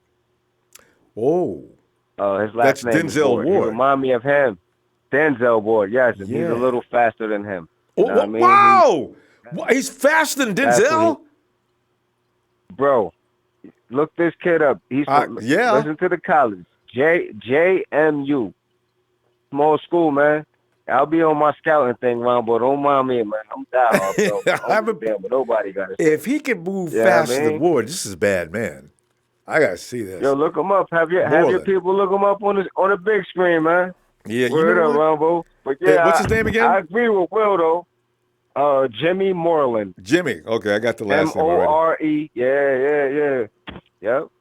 Yeah, and I agree with Will too, man. I'll be listening. Big show. Oh, you say Will just got Word through. Yeah. Tell you, man. Okay. And what else, fam? Other than that though, shit, man. I hope we knock it out the park in the draft though. That's it. I just hope we get the right player. As far as AB go, he being AB. Wait a minute. Ain't nothing nobody can do about that. But I think he speaks some truth on that shit though. I just think he can't be a pinata right now. Like, it's two sides to a story, man. Like he lets his aggression and his emotion out more. But I think John Lynch blowing smoke though. I think he is in the stakes for AB until his name is cleared. He probably can't speak on that. You shit got right to now. play that game in the beginning, right? I'm seeing you. He's a senior, Yeah. 5'11", 176 pounds, Royal Palm Beach, Florida. Jimmy Moreland. Mm-hmm. Telling you. Let me, that's like a. Where's his INTs? Has he got any INTs? Yo, in bro, there? when you see 5. Wait. So every highlight is an INT. Yeah. Okay. Now I got it. Okay. 8. Wow. He had 8 last year. He slowed down a little bit this year. He had 5. But you can tell from the disruption that he can hawk. So that's the point. All right. Yo, I want to check out his film. Man. I always get more of an idea from film. Bro. bro, every highlight is a goddamn interception. And he could hit, too. He'll get up in there and hit you. He ain't scared. Like I said, he's shaped like Denzel Ward. And to me, he's faster. And his IQ for the ball, spot on, bro. So you can't his teach IQ that. for the ball. You gonna see? I would check You can't. So, but yeah, that's all I had to talk about, Ronbo. But that's what's up, bro. I appreciate whatever you do and all you do, man. Thanks, like man. I said, Appreciate it. Stop, no doubt. Stop, drop, shut him down, open up shop. You dig? 49er, let him go for life. You dig? Holla. Demetrius, man. He's coming in rhyming tonight. See you tomorrow, Demetrius. And to check out Dolomite says, hey, read a fluff piece about Mullins being a good fit in New England when Brady retires. Boy, Nicky in New England. I can imagine that. He'd be the next Jimmy G if they could actually snatch him for him, because that's all they're going to do is they're going to tell Boyer good night, and Belichick's going to start working him. Leroy Phillips Sr. says, Niners keeping Malcolm Smith. Hell no. I know that's a lie. You got jokes. You know, Leroy, I wonder what they're going to do with Metcalf. I'm reading back. I wonder what they're going to do with Malcolm, man. Because Malcolm is worrying everybody. But they're probably figuring, okay, we can't get rid of Malcolm until we find somebody to come in. You know, so if C.J. Mosley becomes available, they're going to call Malcolm that same night. Malcolm, clear your locker out now. No, don't worry about it. Okay, don't worry. We'll send you all your stuff. No, it's not that. We're not going to change your name on the locker to Mosley. Come on, will we do that to you? Malcolm, get up. You ain't got to go home, but you got to get the hell up out of here. Dimitri Tyler says, DK Metcalf, Iowa tight ends. Talk about hitting the mother load.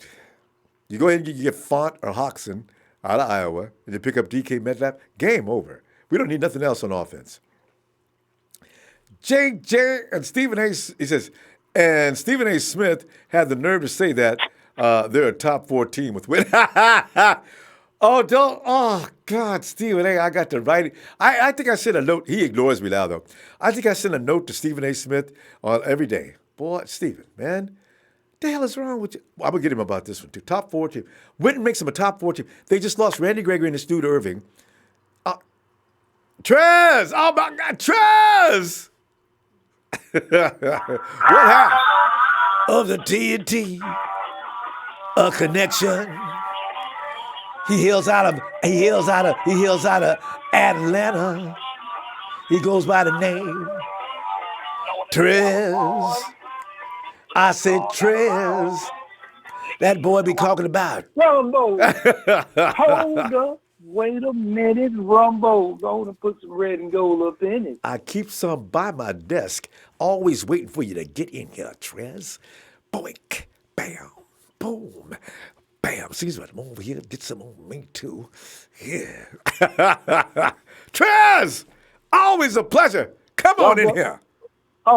Oh, yes, sir. Always a pleasure, Rumbo. Always a pleasure. First and foremost, shout out to my tag team partner. Shout out to you, Rumbo.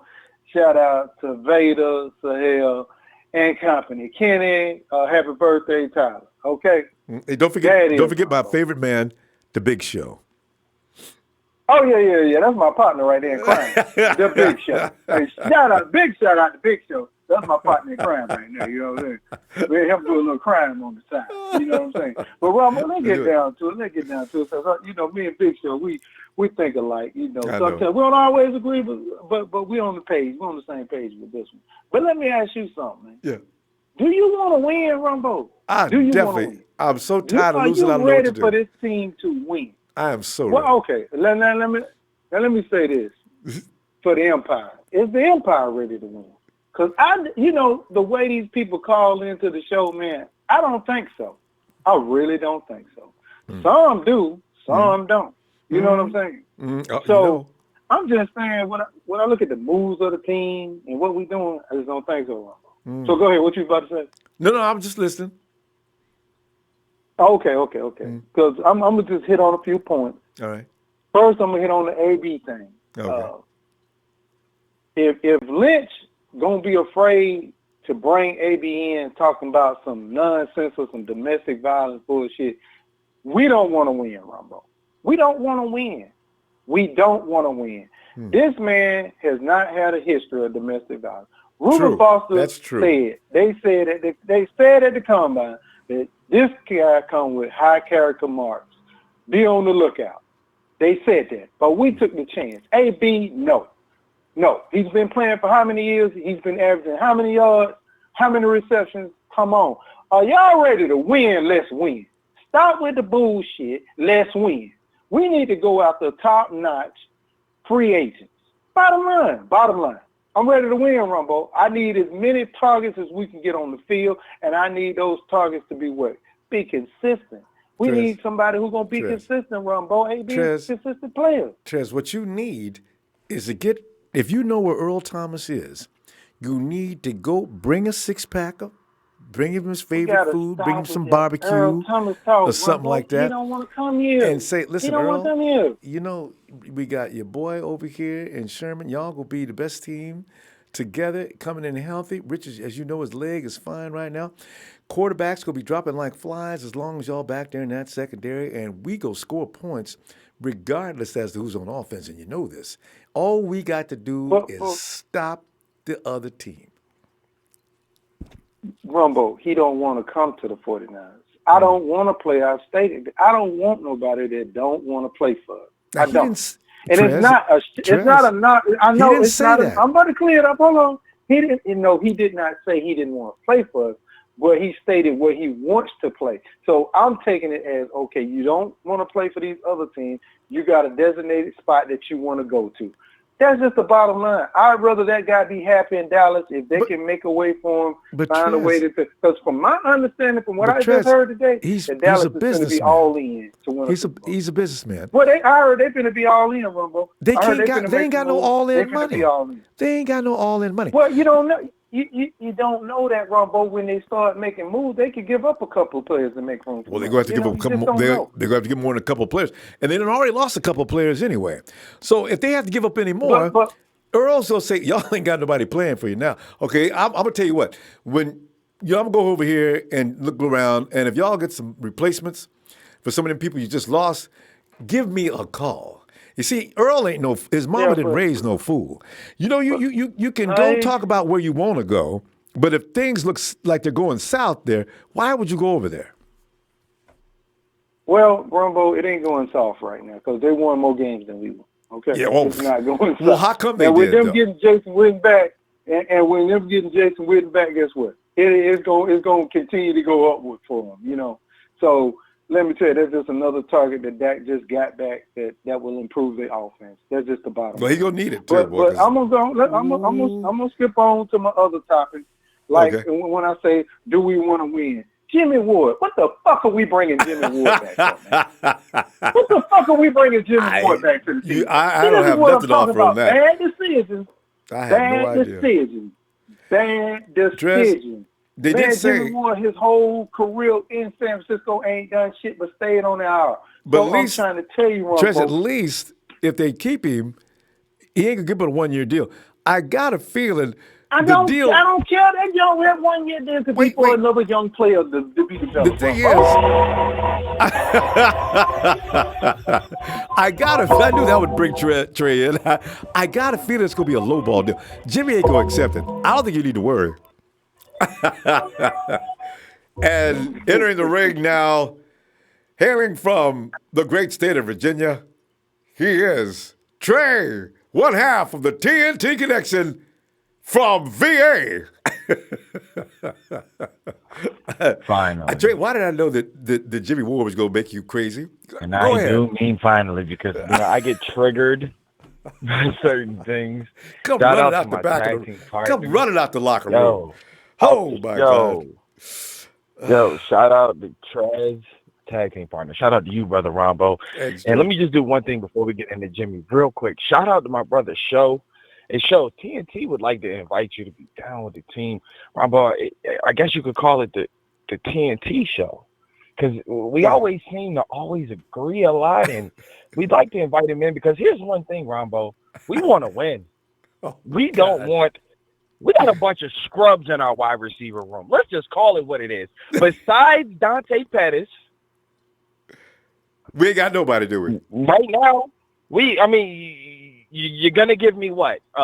3 or 4 games of Goodwin, maybe. If everything's cool at home. I mean, and that's not a knock, but that's real. That's real though. Like you missing real games with that, bro. Like this is a bottom line business. I'm You see telling what I mean? y'all, Like I understand. I'm telling everybody Rombo. that is Jimmy G's safety net. Trent Taylor, Rombo. He ain't never had no speed. He could never get off press coverage, and then he broke his back. And now what we expecting? What we expecting now? We expect him to come out here and be Superman now?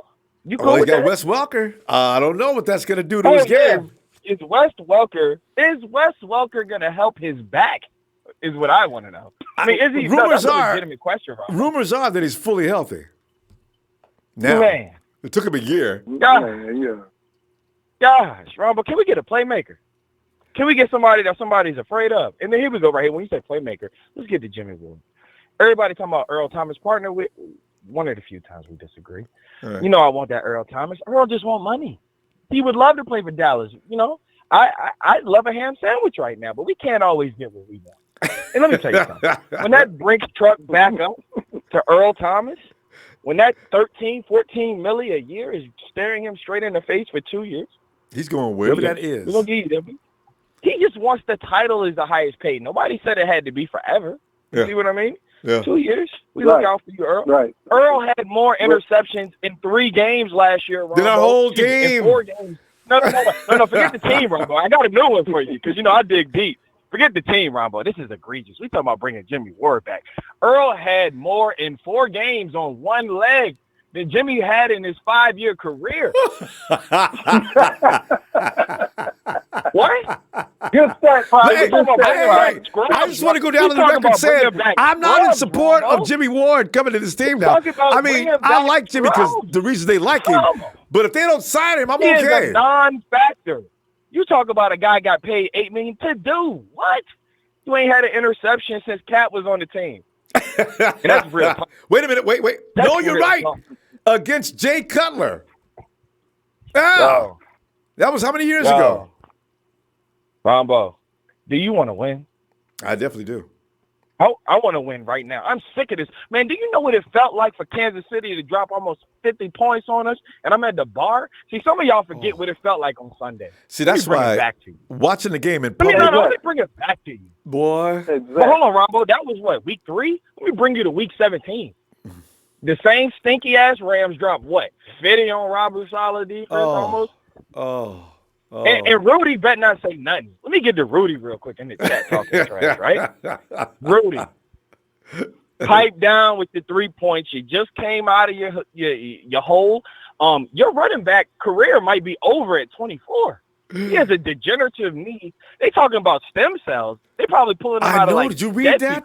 And cadavers. Like, come on, man. But they said about to go to Europe. Surgery's out. Man, he's done. He's done. Man, we've been talking about Todd Gurley knees since Georgia. And if you know football, you know what I'm talking about. That's a long time ago. Yeah. That's real talk, you know. So I'm sorry we had to kick it the way we had to kick it, Rombo, but, No. Honestly, you have to come out and be real. I need to know. If that's the way you feel, I'll bring it. I have no problem. Well, because, Ronbo, my partner makes a great point. You ever been to the bar lately? We go to the bar, and I have my gear on, and motherfuckers laugh at me. You know what? That shit, man. One of the reasons I stopped going to sports bars years ago before I ended up going to jail. Because people pick at you when if you lose it and wearing red go. Yeah. And act like it's okay. It's all fun and games. It's not fun and games. I don't know you. Man, don't be hollering down here no more. It just really is irritating. It's not a game. I'm tired of losing, Rombo. That's why I be so passionate when I say that I want John Lynch gone. Because you're not getting it done. Like, this your Super Bowl. This your, you know what I'm saying? This your playoffs right here, bro, in the offseason. And you need to make something happen. Yeah. You need to make something happen. I'm disappointed. The 49ers have to spend money this year, by the way. There's a stipulation where you have to spend a certain percentage. The 49ers cannot hold back any money this year anyway. They have to spend it. Man, it's some quality free agents out here, Rumbo. We ain't even talking about like super big names. Terrell Williams. We could get a corner like Pierre Desir. I guarantee you. Pierre Desir. I guarantee they're going after Terrell Williams. I'm telling you, Rumbo, there's guys out here that we could get on the low. People don't really know. Shaquille Barrett. You know what I'm saying? Got to rush the passer. There are people that, man, I just need to see some moves, man. I want to see some trades. You know what I'm saying? So And this is the time to do it too, because when John be here. trying to do it, it's too late. He be bringing people in every week from camp, and nobody ever heard of. But he always almost do it. He like, I've never met somebody that almost always. We almost put in a bid here, and we thought about trading for him. And Trey, you got to call Parag up too and see what is his input in this, because I got a feeling Parag says, no, we can't cross. Okay, guys, this is the line you can't go past. All right, here's the figures. Man, all right. I wonder sometimes. This is what we do. Ronbo, can we figure out one way? No, can we just figure out one way? Just one way to say. John Lynch got to drop his nuts, man. Drop his nuts, man. All they got to do is drop his nuts. You know what, though, guys? I got to tell you, man. I feel like his money. He's spending it like it's his money, Ronbo. It's a surprise coming this year. Like Ronbo, yeah. The consensus is in, Ronbo, tonight. TNT done put the facts in post. We're sick of this shit. It's time we sick of it. All that character issue shit, man. Ain't nobody studying it, man. Come on, Let's go. Got a team full of nice losers. We got a team full of nice losers, man. Look at this. We have bad guys. We went to the Super Bowl, and I'm not promoting violence, but we have bad guys on that team. Like bad guys, like really bad guys. I'm not promoting that, but we've been way too nice, and we've been getting our ass whooped. Exactly. We need to become the Cincinnati Bengals and get some. And yeah, in fact, I ained a couple of them dudes available over in that defense. They ain't got no nasty. They used to make me laugh so hard, but they was badasses though. Because Mr. Clean is our defensive coordinator, smiling every Sunday, not calling. All right, man. I'm sorry. Jay's all right. No, you have a right to. You Well, got to let that stuff out, guys. We got to go though. We made our case for the night. You know what I'm saying? You did. I see Cleveland didn't have a character issue bringing in Kareem Hunt. Hey, so that says something about Cleveland. They trying to go somewhere and do something. So what it says they brought in Kareem Hunt. That does take balls. That's all I'm saying, man. Yeah, that was. All I'm saying. I agree though. The 49ers do worry about that PR nightmare stuff too much, possibly. I agree. All right, guys. Hey, let's all just sit back and let it just bite John Lynch in the ass. Just sit back, drink your coffee, drink your tea, drink your Powerade, and just watch it bite him in the ass. That's all I got to say. All right, guys. For sure, man. That's the one good thing nothing about happened yet. You guys, wait. The jury should wait until at least after the 13th. And then, then it's open season on my boy John. Well, I'll say this, Ronbo. You guys are allowed to tell us what it could be, and what we're going to do is tell you what it has been and what it is right now. Yeah, I agree. I can't argue with that at all. All right, Ronbo. We appreciate you. Shout out to the staff, man. Shout out to the people behind. Shout out to everybody. Hit that like, man. We need more likes, man. We need more likes. Hey, hit that like, everybody. Hit that like. Please don't forget Ronbo. that. Love you. Thanks, fam. I love you back. All right, guys. Have a good night. The TNT Connection with input from Will. All right. Oh, here he comes. Perfect timing, too. Now, here comes the man who – Sean is like that voter in the middle. He ain't either right or left. Sean is always in the middle. Sean, bring your middle self in here and tell the truth about things and get these folks straightened out. And you straighten me out, too. It's all legal.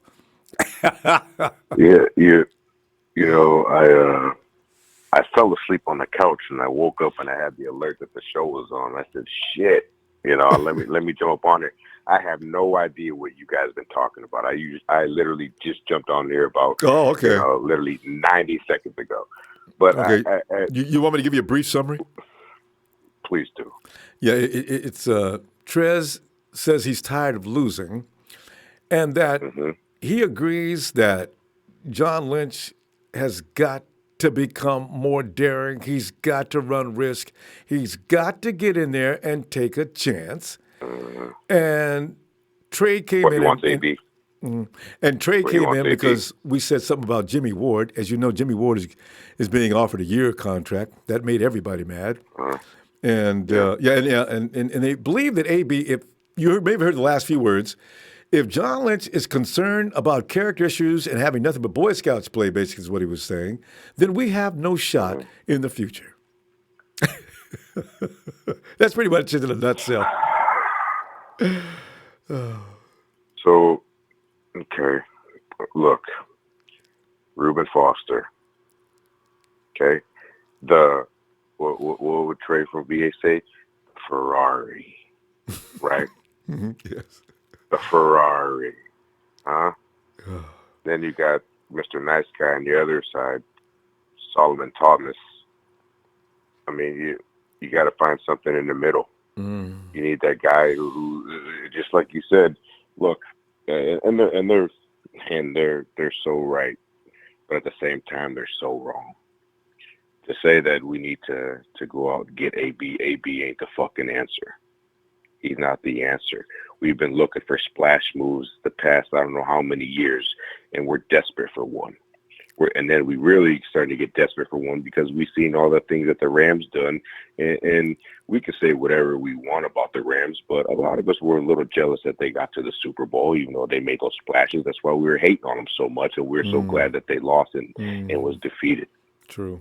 A lot of faithful are looking for that splash move. I don't think this is the regime that we're under. They're going to make splash moves like that.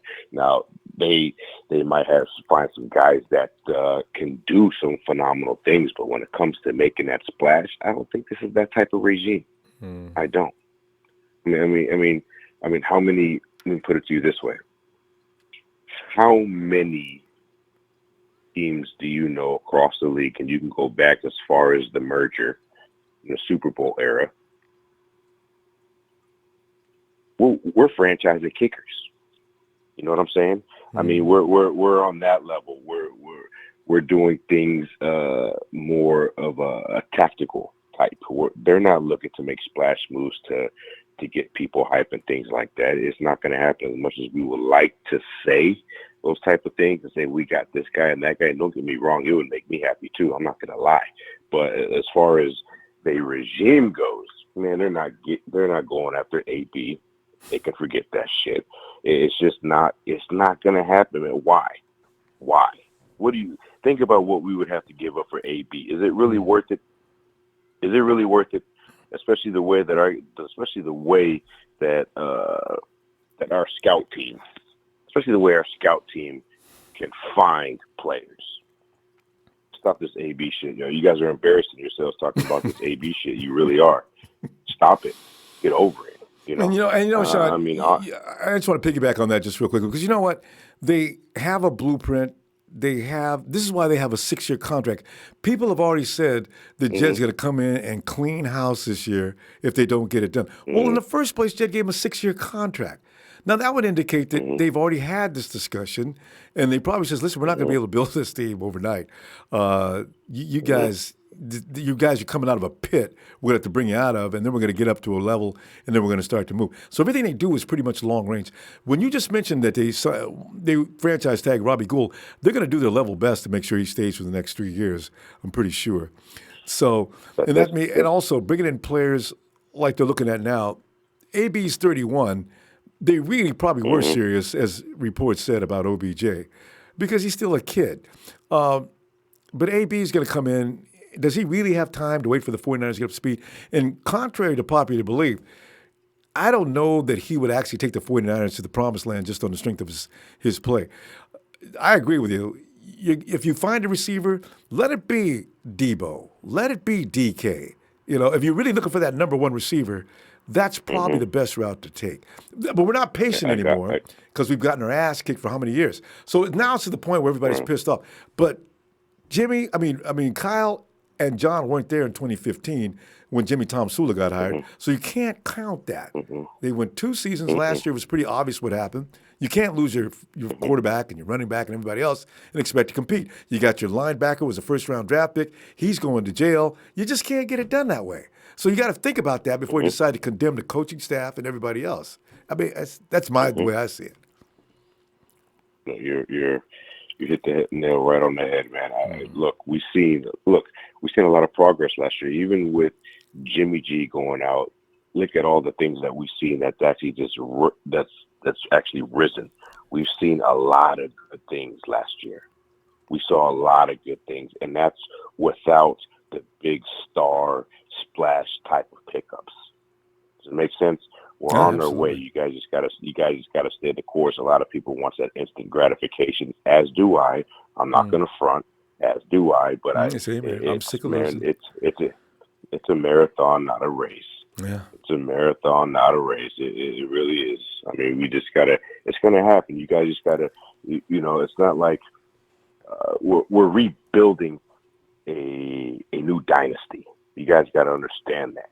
This is something that's going to be. This is something that, I mean, for the next decade. This is something that's going to be special, and just be happy that we're growing through the frustrations of it, and we're going to be okay, y'all. We're going to be okay. Okay, stop looking for the instant gratification. We're going to be okay. The Niners are going to be here. We're going to remain faithful, and when it happens, the real fans that was here for the terrible seasons, we're the ones who really get to celebrate. Not the guys who are going to jump on the bandwagon. We're the guys who are really going to be able to celebrate. Like they're doing in New England. Enjoy it, y'all. Like they're doing in New England year after year. Belichick built that team from nasty to a dynasty. They're the most that's the most feared team in the NFL, especially when it comes money time, playoffs. Sean, Brady went out there with just one receiver, but it was the overall, the whole scheme of New England just overwhelmed the Rams. They didn't even have to score no points, Sean. They didn't even have to score no points, and they beat them. Are you serious? That's why I got respect. Hate them, but I respect them. Them are some bad mofos. Damn. And we can say whatever we want, man. But let's keep it real, man. That Rams defense is no fucking joke. Right? Think about that for a second. Look what they kept New England to. They kept them to fucking 13 points, man. That's New England. And yet they still, because of Belichick and their time of being on top, okay, you're only going to allow us 13? That's all we're going to need. See, that to me is frightening. Right. This is why, I think that's what Shanahan, I think you're right. Shanahan and Lynch are trying to build that level of an organization. Get it where you just plug and play players after a while. But it's got to be established first. So there's going to be lumps. There's going to be these kind of seasons. Absolutely. And I'm just going to say one more thing before I jump up off here. I know it's getting late. But, man, we forget that Kyle Shanahan, he grew up around football his whole life. He grew up around football. And it's not just that he grew up around his father. Think about all the players and the knowledge that he's acquired over the years. Okay? John Lynch is a guy who's actually played the game. He's a guy that sat in multiple organizations and listened to their game planning and how they do things and how they run their organization.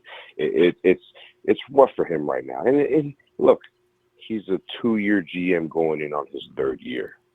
How many of you were victorious starting a career going into your 3rd year? Relax for a minute. It takes a while. Yeah. It's going to be okay, man.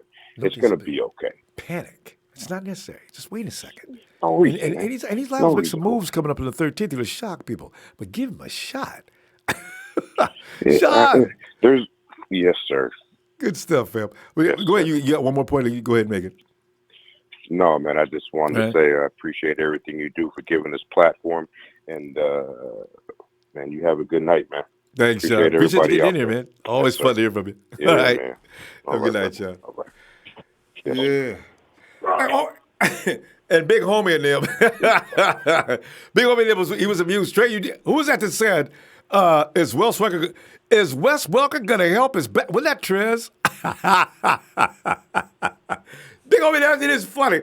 All I meant by that was that there could be some refinement in places. And it was Trey who said that. There was Trey, right. There's going to be some refinement from direction they weren't getting before Welker got there. I suspect, I could be wrong, but it would make sense that Welker would come in and lend something to what they do, especially Trent. But Taylor didn't look the same to me last year as he did the year before, so that's why I say he ought to be given a minute. Let me bring him in. Bring him in.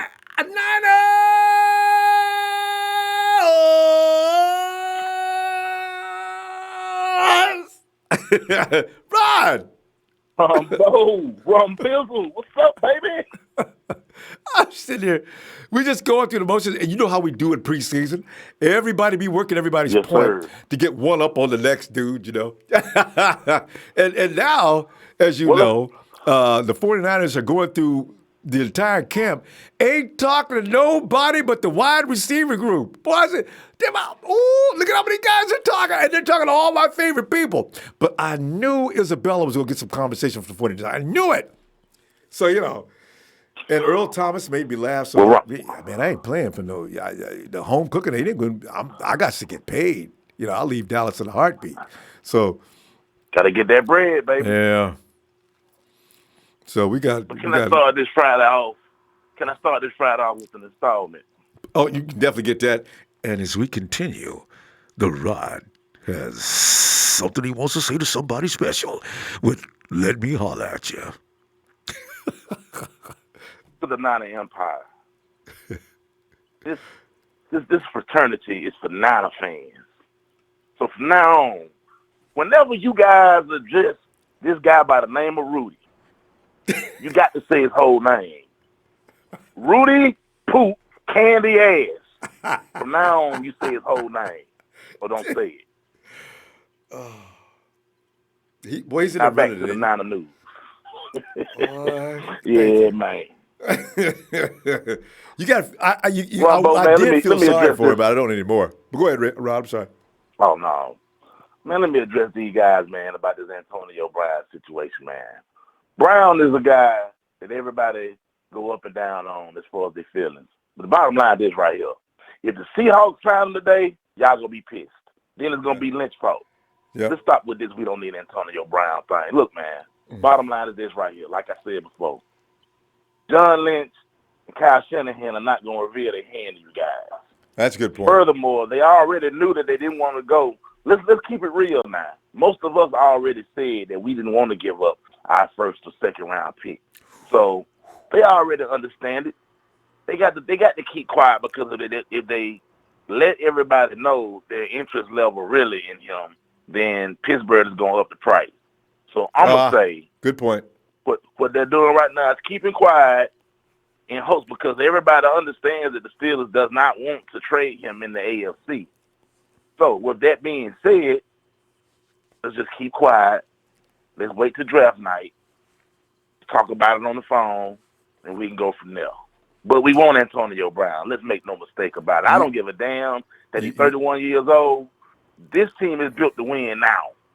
But you know what, Rod? What would be nice is if somebody suggested, don't make any deals now, but come draft night, because Antonio's not going anywhere between now and draft night, because, first of all, not that many teams can afford him, and especially in the AFC. So, I mean, NFC. So, as draft night comes, you go through, you get your first round pick, you get your second round pick, and there's Pittsburgh. And now, just to be serious, you say, hey, Colbert, you want this third round pick? You know I do. You gonna give me Antonio? You know you can. I mean, we could have talked about this a long time ago. You have to pull this strategy. Well, I just wanted to make sure you got it. And that could be the case. You know, your first round pick, second round pick. And I think that's what it is, man. Yeah. I think that's what it is. And I mean, to keep the conversation going, not only do I think they have the plan in place to get the receiver that they want, but I don't see us going for Nick Bosa. I just don't see it. Yeah, I know. Sorry, a lot of people don't. But, Rod, that unless they pick up somebody legitimate, that crying we do every year about that edge has got to come to an end. Because I know Antonio Brown will make a difference in the offense. But if the 49ers don't get...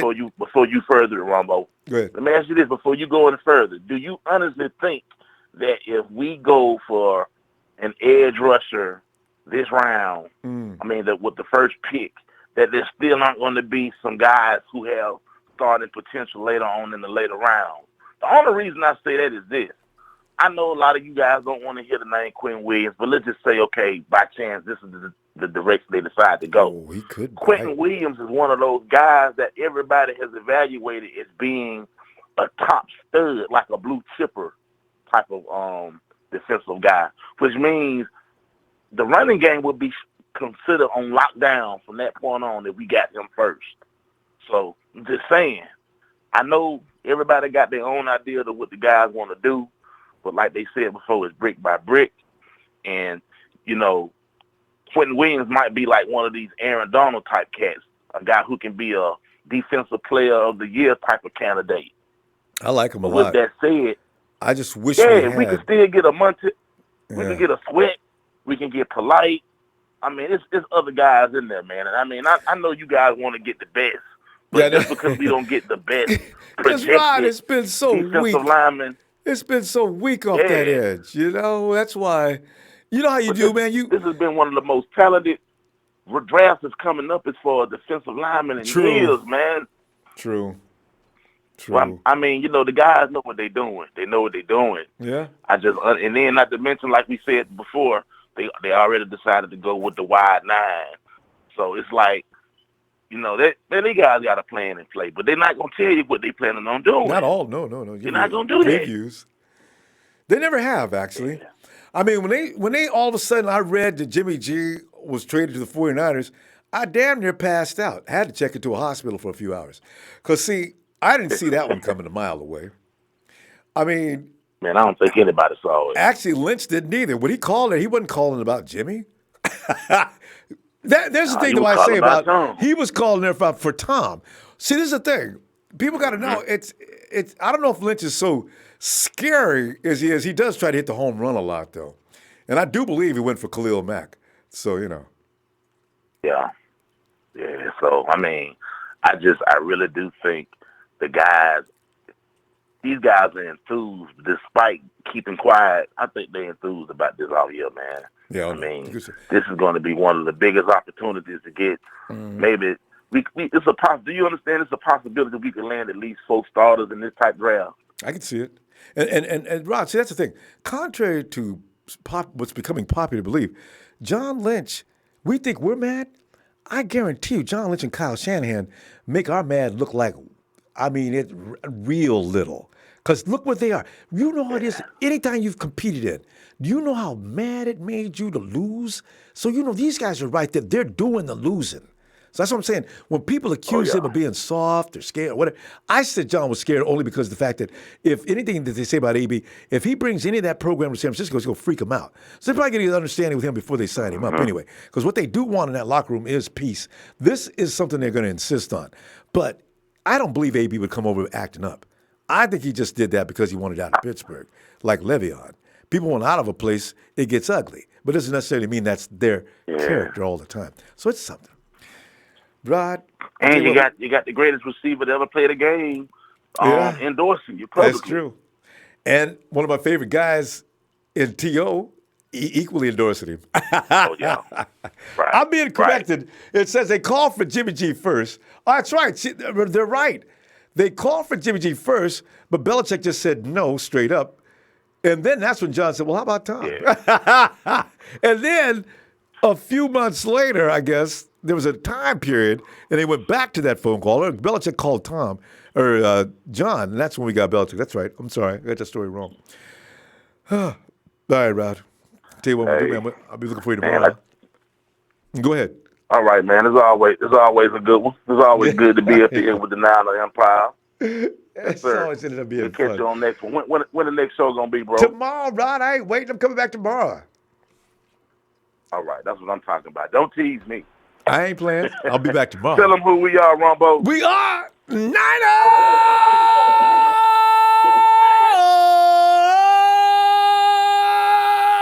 Man, Rod. I'm out, Empire. What? And see, Trace, that's also true. You look at there's been 2 or 3 guys who talk about interior linemen, sign Quentin Williams, too. What is that guy that everybody likes? Oh, man, his name. There's so many guys that I need to keep my list up here available. Let's go to, wait a minute. Let's go. Hey, Sheik. Come on in, Sheik. Ronbo. Yes. Hey. What's going on, Ronbo?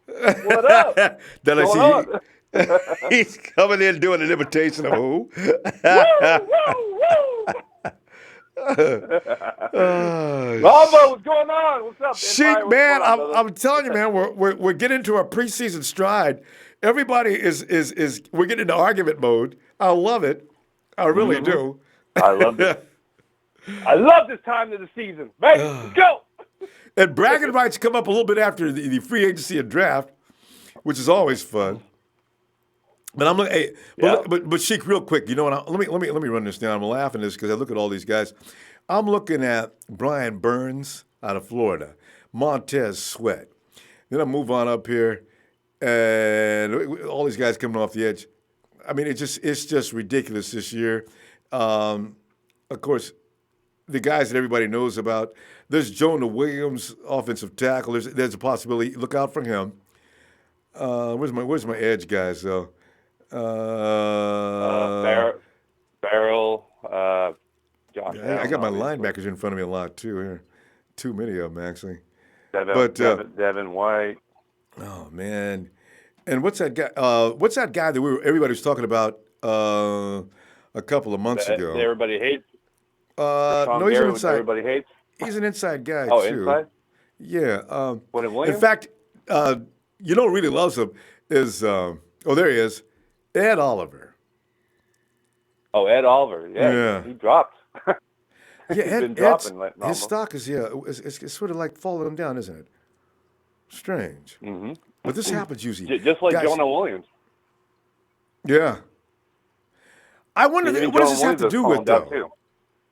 Yeah. This is because they're thinking that he might be a guard over a tackle, but you know the thing is that one the Notre Dame guy, he was a top 10 too because I think he's still a top 10, but because he's not going to be higher because they want that tackle. Tackle's more higher grade than obviously than a guard. But there's a lot of guys. Ed Oliver is falling. I guess Colin Williams. It's moved size, up. I say Ronbo. Yeah. Yeah. Ed Oliver is kind of falling. That Colin Williams who went up. Yep. He's top 3 right now, but the thing is, Ronbo, are you trying to finish it? I don't know what you're gonna say. No, I was just looking at the interior lineman because I noticed Trey pointed out it's pretty rich in interior linemen as well. Cleveland Farrell has dropped, and guess what? Rashawn Gary is still haunting every person in the Niner Empire, the streets of the Niner Empire. We have little things hanging outside the door. The anti Rashawn Gary, things that are like garlic and stuff. Please, no, God. I'll tell you this, Ron, but he's another Eric Armstead. He's a. He's not. I think he played a little bit of defensive tackle as well, and he has like 3.5 sacks. I was like, isn't that problem that we have is sacks? And getting to the quarterback. Pressure? Yeah. Yeah, isn't that the problem? And we're going to go for Rashawn Gary? And 285 come on, man. pounds. And now they're putting out rumors. Now, he runs a 5 flat originally, and now they've got him under 5. They got him at 4.7. When I think about it, maybe that's possible because he probably lost weight. Rashawn was 287 pounds at the time of the stats that I'm reading now. He says Gary totaled 43 tackles, 7.5 for a loss, 3.5 sacks. These are horrible stats. He missed 3 games with an AC shoulder joint sprain and sat out Michigan's bowl game. Gary played well when on the field, showing a serious skill set of speed, athleticism, and natural size. He has a ton of upside for the NFL with his size, strength, and speed. Gary is a great fit as a base end in a 4-3 defense. It does, and why, for the 49ers? It doesn't say for the 49ers. What is it? McShay and what's that other idiot's name from ESPN? Mel Kiper. Mel, stop it. God. Well, the thing is, you got to think about Ronbo. If you say like you're asking to lose his weight, Rashawn Gary, and I'm a Solomon Thomas guy, and that's what the same situation they did. They made him lose weight, try to put him in there, force him to go on the edge, was not comfortable being the edge, and now he's going back to the interior, and he might gain a little bit more weight of that position. So are you going to ask for Rashawn Gary to come in here and lose weight? You think that's going to prove anything? Don't do it. Let him stay the size he is and go where he fits. Don't do it. We're putting square holes. Yeah, exactly. And we learn from that. We should be learning from our mistakes. We cannot do that. And John Lynch better understand what he's doing because, yeah, they might want Myles Garrett maybe more that draft, but they won with Solomon Thomas, but they didn't have a choice because all of these defensive tackles, that's the problem. We have all these defensive tackles in this team, and we still have that. Now we have Eric Armstead, the slow turtle, back in this team. And now they're thinking about bringing Jimmy Ward. Are you serious? John Lynch, I really like your pick, but you're is Bulky lurking around, Ronbo? What is going on? Sheik, you keep using my guy as an example. Listen, I'm telling you right now, the dude had a good year last year, and you're not giving him any credit, though. I don't understand. $9 million, Ronbo. Well, yeah. Well, you know what? That was the fault of whoever made that contract. But I still don't think he sucks. Bulky. He's not a superstar by any stretch of the imagination, but he's solid. But I do want a guy coming off the edge. I think Eric is going to find himself in the middle of the field a lot, which is really interesting because I wonder what they came up with as a conclusion for Solomon Thomas because Kasurek is not saying anything right now, but he was already given all of Thomas's film, and he's supposed to look at it and make some decisions. So we're going to see. Yeah, we'll see definitely, Ron. But let me also add this too. Look, if you remember, everybody probably remembers, but when John Lynch and Kyle Shanahan came in, they were worried about all the leaks, all the things that came out. They're sick of this. They're going to shut the door. They want in-house only.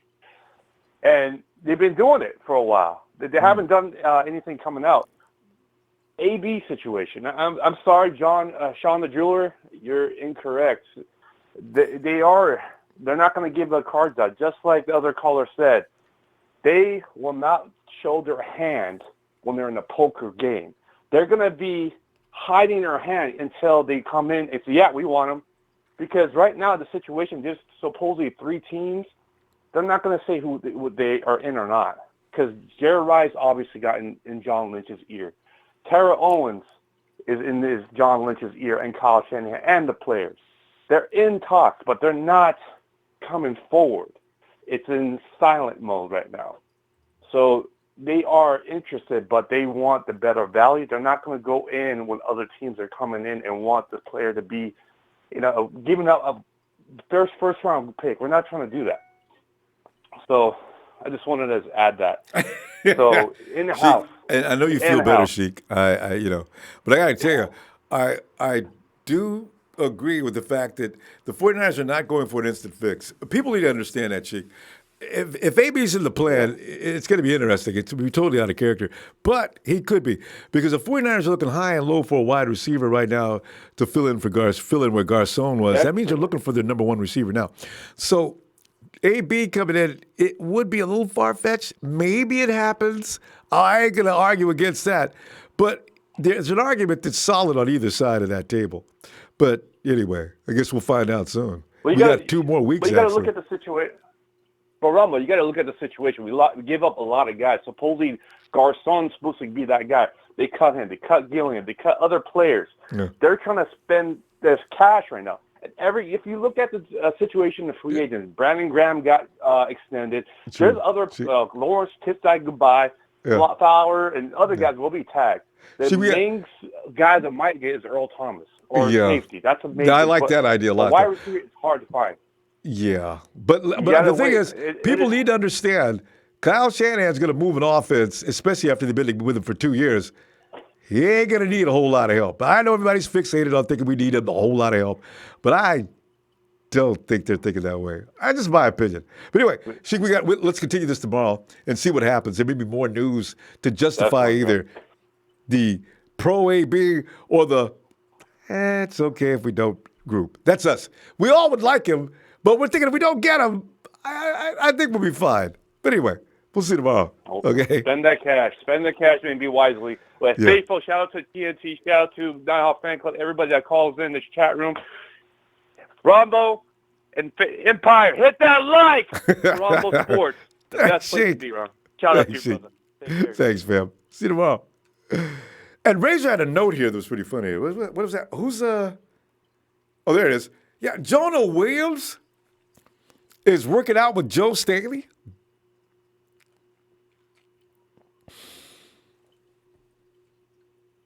Fam, you know,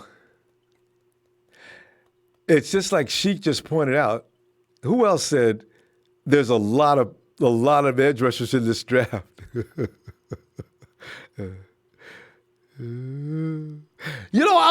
We all want that sexy pick in the first round. If Jonah Williams is working out with Joe Staley, why is he working out with Joe Staley? I mean, if he is the first round pick in fam, you know we need an offensive tackle. Joe's going to retire maybe as early as next year. Look out! It could be Jonah Williams in the first round. Everybody's going to go nuts. Breaking news. The three teams that call Pittsburgh is Raiders, Redskins, Titans. Sheik, there goes that theory. And maybe the 49ers will wait till later till everybody else gets through talking. I don't know. Antonio Kidd said, what's up? And Niner Empire.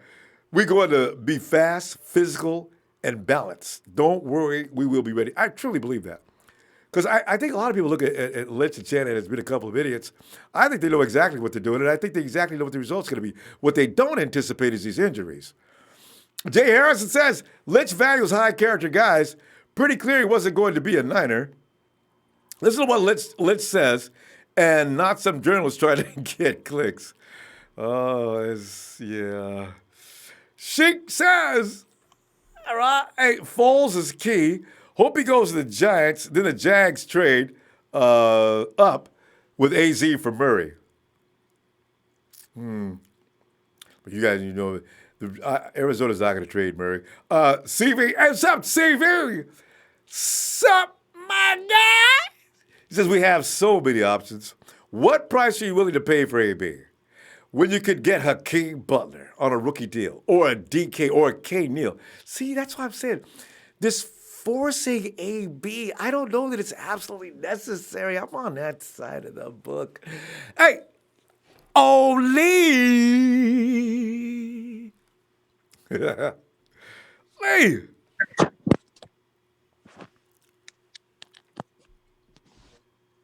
Lee? Yo, what up, Ronbo? Hey, Lee, what's up, man? We're just good, Ronbo. Yeah, if you've been listening, you probably already know the AB argument is heating up. Oh man. The wide receivers that the 49ers are going around interviewing is interesting. Yeah. Earl Thomas has said, listen, I've told everybody I like the Dallas Cowboys. I didn't say I was coming over here to play for free. And Brandon Graham is off the list of guys we can get to put on the edge. Trey Flowers, as you know, is over. They're talking to him from Miami illegally.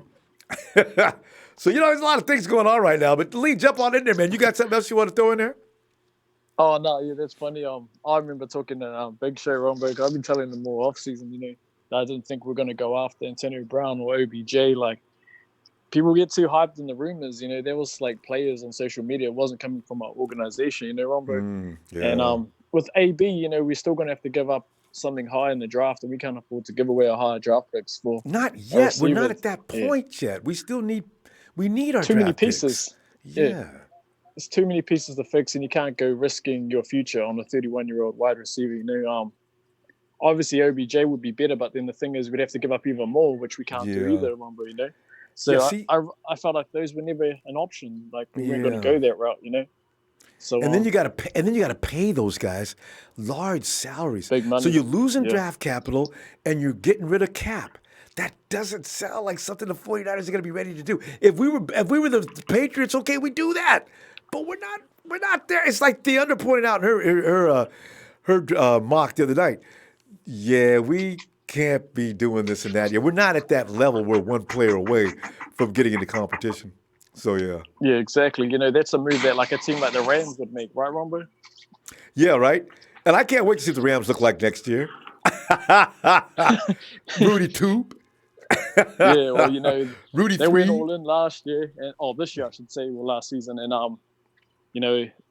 nobody remembers who comes second. We only remember who comes first, so they wasted their whole season. So, but we're we don't want to be like the 49er Rams. fans. Lee, we're 49 fans. We're going to remember who came in second this time.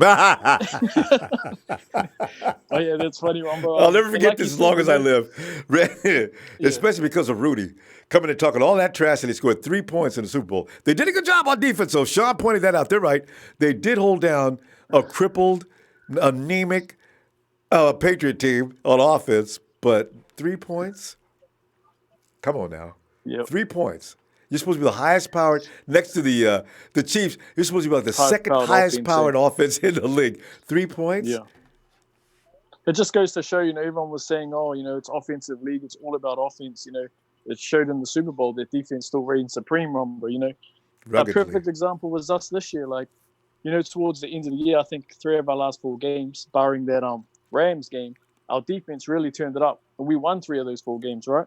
Yeah. Oh, no, we won 2 of them. We lost to the Bears, but it was close, Yeah, but it's close and went right down the wire. Even with the Denver, Giants, close. Bears, and the Seahawks, our defense turned up, and we were in all 3 of those games. We won the Seahawks game. I love that one. And coming off that big loss, when we faced them the week before that, it was just a huge turnaround from our defense. And wasn't it? People are talking about wide receivers. We need to go wide receiver, DK Metcalf. Man, we got to go defense. Kyle's proven he's the strength in our coaching staff, and he's the offensive coach. He's not defensive. That's where Robert Saleh needs more weapons. We need to provide him with more. We have to go defense in this draft, Ronbo. I'm sure they're I'd like going to to. Yeah, we need that pass rush sorted. Obviously, like you see, Graham just got signed, so hopefully Trey Flowers or somebody. But to me, Trey Flowers is going to be like, you remember Norwell last year, how all the teams went for him. He was that sort of big person on the market that it was hard to get. I think we put in an offer, but we ended up just missing out.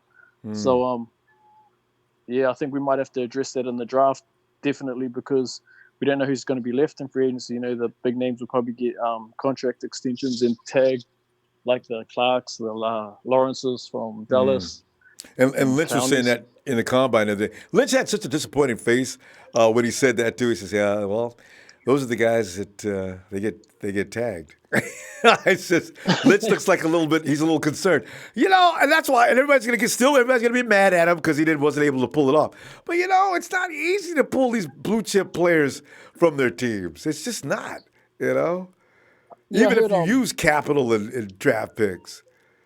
So I heard Earl Thomas is looking like there's a chance of getting him because Dallas have to re-sign a lot of players, right? And I heard that it's still about money, So obviously he's not going to go to Dallas on a cheap deal. He still wants good money, He wants he's like a $13 be million. one of the highest paid.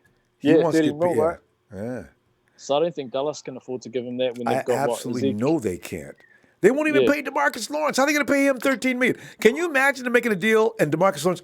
Oh, he gets paid first, but not me. Please, I dare you to franchise tag me. He comes in week 8, collects, and goes home. What's the last game you could come in under a franchise tag and still have to get the contract honored? Is it week 8? I'm not sure. That's the trade deadline, week 8. Maybe it's later than that. Because Le'Veon was still able to get his pay, and they were saying it really late in the year, like week 9 or 10. Yeah. But see, they look at Le'Veon. He's missed the season, and apparently, he's put on a lot of weight too. And I heard about that. Teams don't know what's going to happen with him either. So I seen a photo of him too. He really looks different. I think Ronbo too, though, with that wide receiver that everyone's talking about. DK Metcalf and that. You can get really good receivers in the second, like Hakeem Butler, I seen him working out with Megatron the other day, Ronbo. And then you've also got Isabella. He's not projected to go the 4th or 5th round, unless obviously he just kills that 40-yard, which he's expected to. He's going to 3rd round or something. Yeah. Lee, we gotta continue tomorrow. But good stuff, and I'll look for you tomorrow if you get a chance, huh? Thanks, Ronbo. Shout out to all the Empire, and hopefully this off-season we kill it and we make some moves, pulls off some big things for the season. Thanks, Ronbo. Thanks for everything. Thanks, Lee. Have a great day. And NFC West Nemesis says J.J. Whiteside from Stanford will be drafted in the 2nd round compared to Mike Evans. Yeah, I know. Everybody's saying that. I got to look at Whiteside's. His name is Arcega Whiteside, right? I got to go check him out again. I saw him on NFL Network. He's an interesting story too. And you know what? And you know how we love our Stanford guys. He could be on the big board already. Hey, Kenny! What's up, Ronbo? G'day! What's up, baby? Kenny's got the helmet on. You know how he gets when he gets pressure on his head. Hey, man, you know what? All night long, man, I've been seeing little Rudy Poo in the chat and his little sidekick, Martha. Yeah. Quit being jealous, man. You're just jealous because you ain't on our team, man. Quit coming to our parties and drinking all our shit. Right? God, he is special. Come to our parties and smoking all our stuff, man.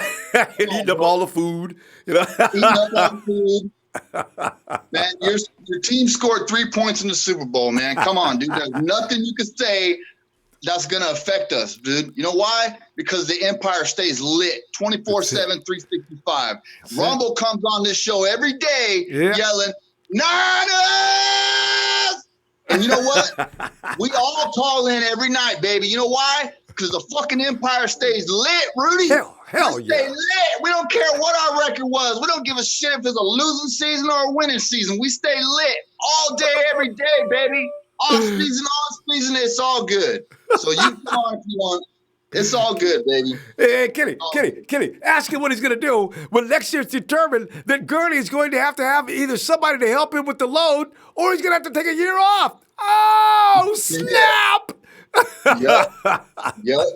Hey, Rudy, we do this every night, man. Why don't you ask some of your peoples to hook up with their own show and do their own thing? It won't be like Ronbo, of course, but maybe you'll feel at home, man, instead of having to come and sleep on our couch. You know what I'm saying? With no pillow and use a shirt for a blanket. Yeah, baby. I've been telling you, I can't wait till next season. But you know what, Kenny? It's just like last year. We gotta not lose our entire play. But you know what? The Rams are gonna feel that crap this year because Gurney is not gonna be ready by the start of the season. That knee is liable to swell up like a watermelon. They said it was swelling up without any stress. So if they're going to do stem cell surgery or some of these other experiments thinking that's going to work, knees don't work that way, Rudy. You're going to have to get yourself a running back and feel our pain from last year. They took our running back away, and you were still talking trash. So there you go. Yep. What goes around comes around. Biatch. Hey, it's all good. It's all good. He knows what we're about. He knows what the Empire's about. He knows we stay lit all year long. Obviously, we do GM shows. We do draft shows. We do it all, Rudy. Quit being jealous. He can't help it. And Rudy's a closet 49er fan. He just doesn't want to come out. He can't help it, man. Hey, look at the smile on my face, man. I love it. You know that emblem back there, man? It means fun all year long, baby, with the Ronbo show. That's what that means. You're on it all the time, Rudy. So thanks, kidding. And apparently Rudy's having fun too. He thinks he's hurting our feelings, Kenny. He comes in and says these little nasty things, and now he's come up with a sidekick named Martha, and they think that they're actually fooling us. Well, see, we didn't fall off the turnip truck just a few hours ago, Rudy. We know that's you. Come on. It's all good though. Hey, Ronbo, you know what? Ronbo Sport, A1 since day one. Hey. Shout out to the Nighthawk Fan Club. Hit squad! Let's go, baby! Niners! Kenny, wait. Kenny, wait. You got to do 13-3. What's it got to go? 13-3. 13-3, because we got Jimmy G. Wait. The Rams chant. 13. Yeah. 13-3, because we got Jared G.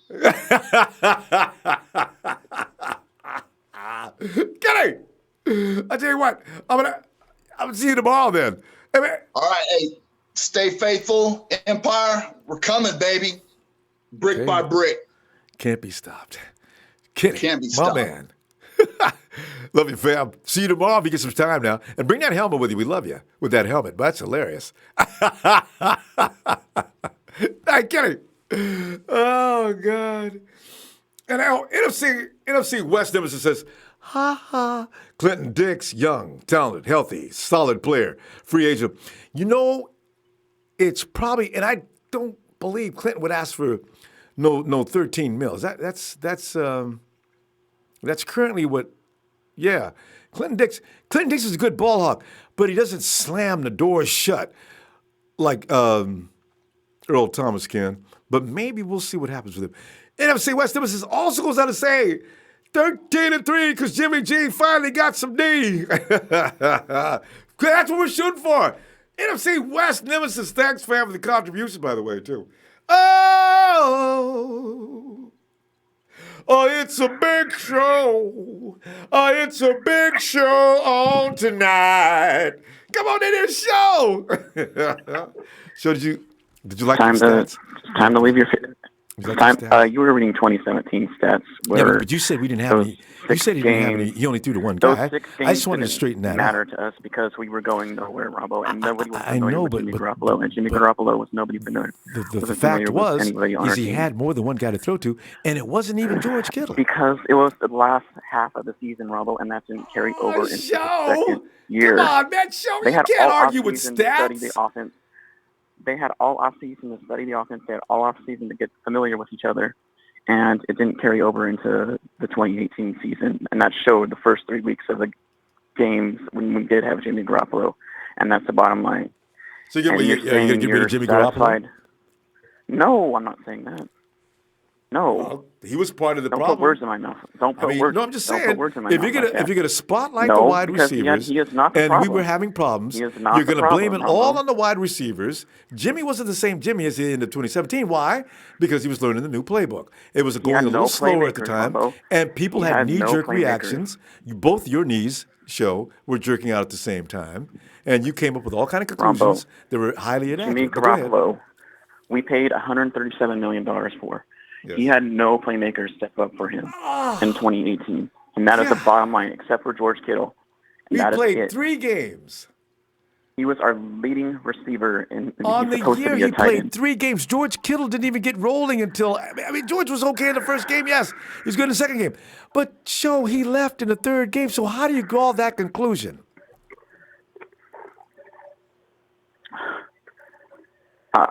Ronbo, we are going to be adding playmakers around Jimmy Garoppolo this offseason and in the draft. That is why how many you got in mind? Day of, I'm signing at least one free agent and drafting one. Right. And maybe a tight end and adding another running back. And what happened to the Rams last year when they did that? They added more than that. The Rams had no offense besides Brandon Cooks and Todd Gurley. That's it. They had no tight end they could rely on. They had a subpar offensive line. And that's where they struggled the most in the Super Bowl, and it showed. They only scored 3 points. You guys keep bringing that up. They had no offense in that Super Bowl. No, because you keep denying the fact that a solid defense will stop that offense in a heartbeat. The defense showed up. They showed up. They had zero offense on either side of the ball. If the Patriots had Josh Gordon, they would have scored at least 40 or more points in that Super Bowl. There's no doubt about that. That shut down 90% of Bill Belichick's offensive playbook when they lost Josh Gordon. And they went hard after Odell Beckham Jr. before that season started because they knew the value and importance of how important a number one wide receiver is. And you guys want to model our roster after the Patriots, and you're not wanting to sign a number one wide receiver who's going to give you 1,500 yards. Well, how many number one receivers have the Patriots had down through the years and still won championships? You know better than to go there. That was a mistake. You walked right into a trap. They won a Super Bowl this year without a number one receiver. They have no problem signing because they were able to pull off trades like going after Odell Beckham Jr., who wasn't available at the time. Come on. Okay, it is important to have a number one wide receiver. It depends on how good your offensive coordinator is. I will stand on that all day long. Well, we don't have an offensive coordinator. I'm telling you right now, there's too many teams in the NFL that do well without a number one receiver, and most of them get to the playoffs ahead of the ones that do it. Pittsburgh's got 2 number one receivers, We're not doing well without one. Look at the Minnesota Vikings. How many number one receivers they got? They got their ass handed to at least them. 3. Look at the Falcons. They got Julio. Where did he get him? You've got to have a scheme in place that is effective, and you need to have a defense. Your argument with no number one wide receiver is ludicrous. I'm just pointing at the facts. The facts are right there. So you choose to ignore them. I bring them up, and you ignore them. You can't say you need a number one edge rusher, but you don't need a number one wide receiver. That is complete bullshit. You need both. How many championships have been won because of the defense? Didn't Brandon Graham, a guy coming off the edge, win the Super Bowl last year by taking Tom Brady down? Ronbo, that was an all-offensive Super Bowl that year. There was over 1,000 yards of offense in that Super Bowl. Okay? But the key play that won in a game that close wasn't done on offense. It was done on defense. So don't get quiet. No, you need a balance. You need a balanced team. That's an overly, like I said, that's an overly used. I want balance, Show. I'm gonna tell you the truth. I want balance as well. I don't feel like you got to go out and go all offense because then you look like the Kansas City Chiefs. I'm not saying go money all time offense. comes, you I lose. just said we need a balanced team, and there's nothing wrong. But the offense is not hurting anywhere near yours. When you have your. You're underrating the offense. No, it is hurting, Ronbo. You're underrating it. You're underrating it terribly. You're saying there's nobody on the team except for Jimmy G and George Kittle. That's not true. That is absolutely not true. Yes, it is. No, it's not. Yes, it is. That is why Jimmy Garoppolo went down. There's too many stats to prove that not being true. Nobody was open and nobody was stepping up. Nobody's open. Ronbo.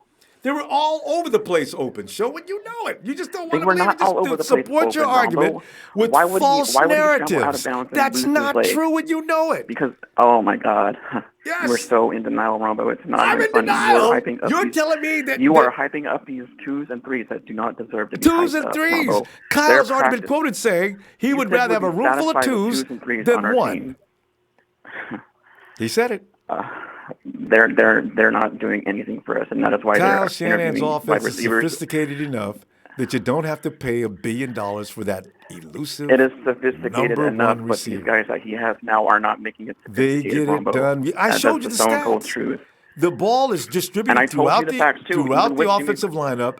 Everybody's contributing, and you're still talking about that one guy who needs to get paid billions of dollars. Ronbo, our leading receiver had 400 yards. How are you telling me everybody got open? I'm talking about give me the whole picture, Show. Don't just talk about that one receiver. Let's talk about the no-run game. We had 2 receivers who had 400 yards each. And then what did we have? One give me the whole story. What else was going on in that team? Was my leading quarterback on the field? Here he comes. Was my number 1 running back on the field? Was my second running back on the field? Sometime he was. I mean, give me my whole army, and I'll tell you right now, things look different. Here comes Razor. Did he just drive through?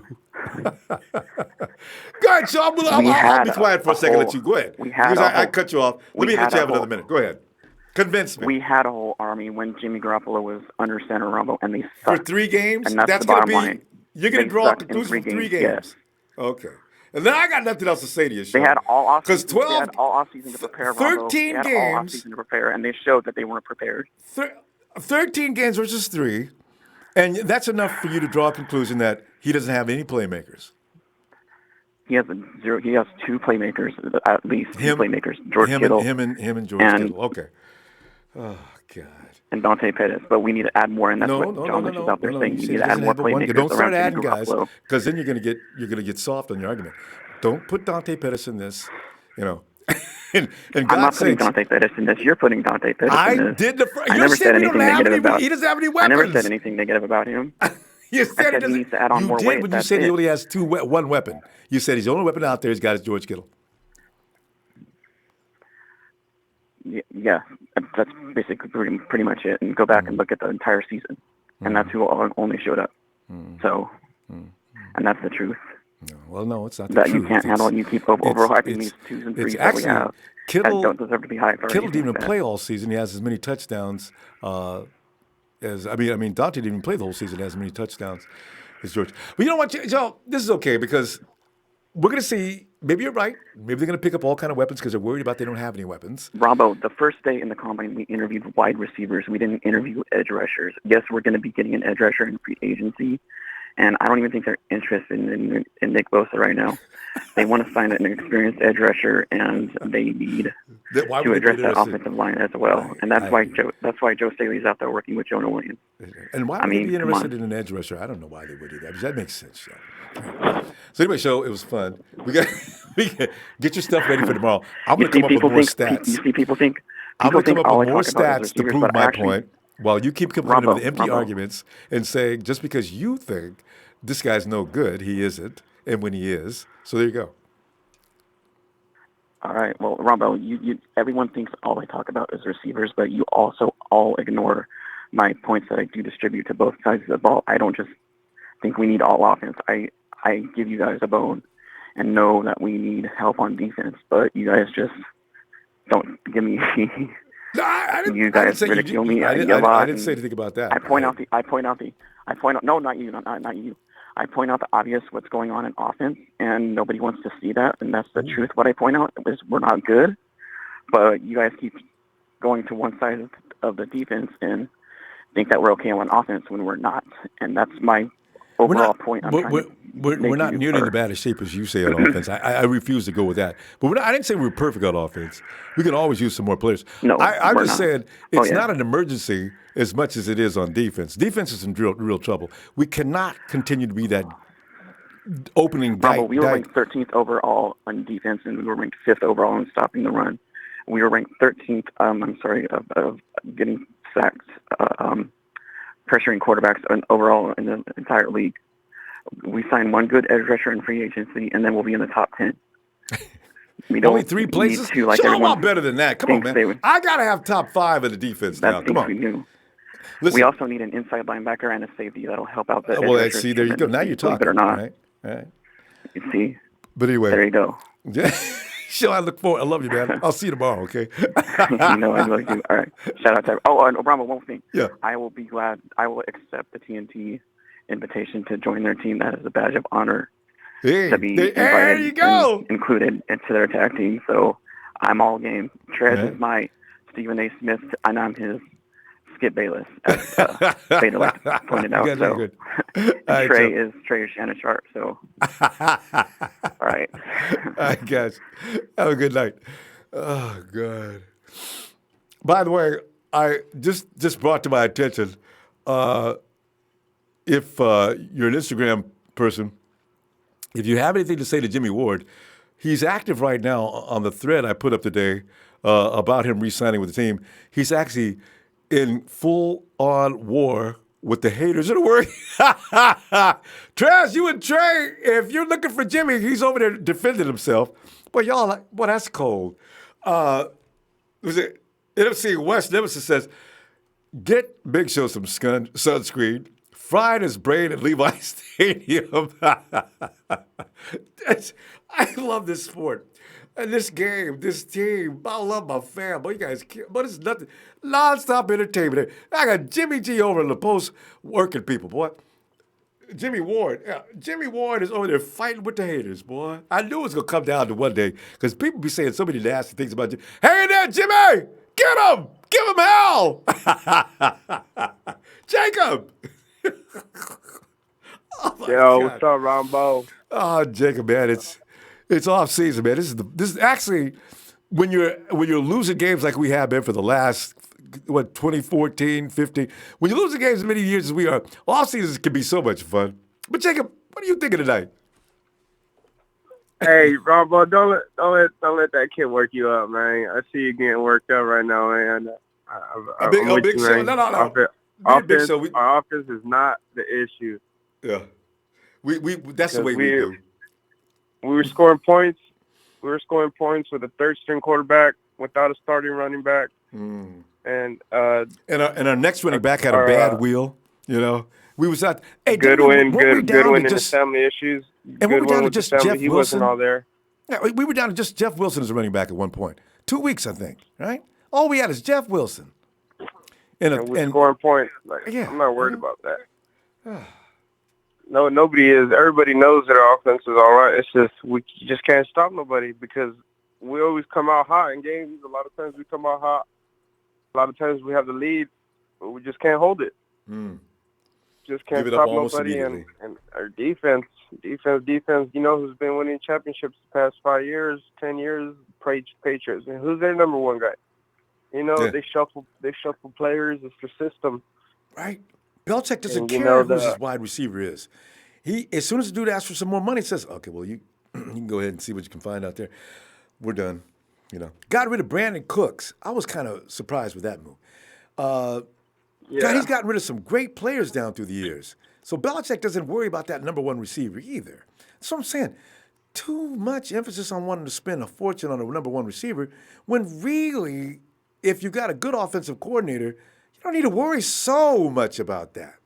So I'm with that. Exactly.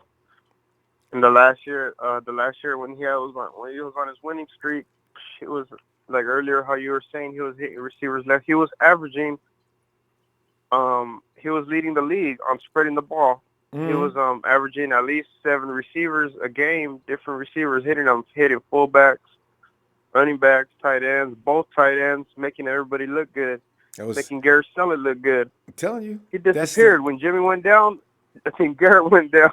You know? He was gone too. That is the essence of Shanahan offense. Everybody eats. There's no such thing as no playmaker in the Shanahan offense, especially when he's got a guy like Jimmy G back there targeting and hitting people with laser beams right on the money. So that's why I'm saying, hitting them in the numbers. He's asking the receivers, where do you want it? You want it low? You want it in your stomach? You want it over here?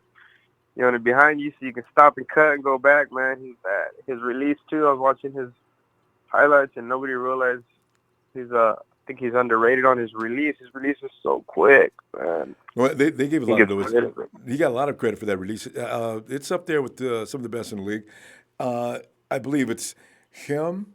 I think just Aaron Rodgers. Aaron Rodgers in there. Brady's in there. There's another one too that's got a really nice quick release. But yeah, he's in the top of the league as far as getting rid of that ball. He just chucks it. He just quick flick, boom, boom, boom. And these guys that we have, I mean, who knows what they're going to be? A lot of these number one receivers that are out there and big household names, they didn't come into the league who they were. It takes time. It takes years. So we can't say that these guys are 2s or 3s or 1s. We never know. We got to let them to see what they're going to build into. And I think they got a lot of potential. Kendrick Bourne, he could have a breakout year. Pettis, that's mandatory. With George and man, I'm excited to see what Jimmy and McKinnon are going to be doing back there, man. The Jet, he's ready. I think he's going to be the hungriest one to prove the chip on his shoulder. I can't wait to see that. And even my boy Marquise, if he could stay healthy, he's been with Jimmy G and Shanahan for 2 years. People exactly. to look out. My boy Keys, watch out. I do that fell in love with this Butler, man. Oh, Hakeem? He's every catch he's doing, he's mossing everybody. You seen that show NFL Network when they give moss. Everybody's mossing him, jumping over him. He'll jump over and then reach over you, grab it, comes back down, and every time he gets the ball, he's breaking at least 1 or 2 tackles. And he's not just a street guy. He's strong. He'll catch it and he'll throw a few guys off, and man, he looks fast. You know what I'd like to do? And I think I like it. Nobody's discussing him, but I want to know, the critics that criticize him, what is it that they're seeing that most of us don't see? They got Butler still. I don't know. You can get him in the mid-round? I said, what? Really? How come? In the mid-round of the first? Yeah, that's what I think. But you could. The team is slated to get a 3rd or 4th round pick. Oh, come on, man. Y'all They're saying that he could drop that far? He's already ranked there now. I don't know that the first round. Is he in the first round yet? Because last time I looked, you could have Hakeem in a 3rd or 4th round. He's on the shows. He's up there and he's on the shows because when they have it was him and Megatron. He was on NFL Network, but they're up there and they're having like a little one-on-one. It was like a little skit, but it was during the NFL. It was during because all this combine and all the players are over there right now. But he was on the show, and they're using him as an example. Is like he was up there with Megatron, and Megatron was giving him tips. So he's getting the FaceTime at least on the TV. So That's who I found out who he was. I was like, who's this guy? And he was up there with Megatron, and Megatron was showing them do like this, do like that. Like, what are you gonna do? Like this, how it's gonna happen? So I'm surprised if they have him up there. They usually have the best guy, or at least top 5. And you know what's going to happen? It's just going to, like Dante Pettis was supposed to be a 3rd or 4th round pick last year too. 49ers had to trade up to get him because there was word out the Cardinals were definitely going to get him. The Cardinals got a good wide receiver. They were going after Dante from what the rumor was. So I figure Hakeem gets up to that 2nd round too, or 1st. Yeah, I'd rather have one of these. I'd rather have Hakeem or what's the other guy? Metcalf. DK? One of those two Yeah. guys. I'd rather have. I mean, it might sound crazy. Some people might think it's crazy, but I'd rather have one of these young kids over these big names that we're trying to go after because these guys they're almost proved. I mean, they got the talent, they got the upside, but at least we're gonna be able to groom them. And we're gonna have them for like who knows, another 7-8 years, and that's a guarantee. Like I'd rather have someone young, big, and like you said, that big threat. We haven't had that. Oh man, since T.O. Yeah. We need that. We need that automatic in the red zone, and it's, when we're working up the field, we still got exactly. Trent And it's Taylor. 2 or 3 guys. Big. Yeah. We got 2 or 3 guys in that the fit middle. that. Everybody. We got Trent, Bourne. Bourne. I think he can be situational, but Trent, 3 downs. Him in the middle, a Goodwin on one side or whatever, with Pettis on the other side. He's got any number of people. Metcalf or whoever. That's scary already with just one of those 2 guys. Jacob, we got to stop. Jacob, I'm gonna tell you what. I'll look for you tomorrow. Okay. Yeah. Tomorrow you're gonna tune in around what time? Same time, somewhere between 6 and 6:30. Always. All right, fam. Bam. You have a good night. Thanks All right, for the fam. time. Have a good night, Jacob. All right, Empire. Shout out. Yeah. Yes, we got away.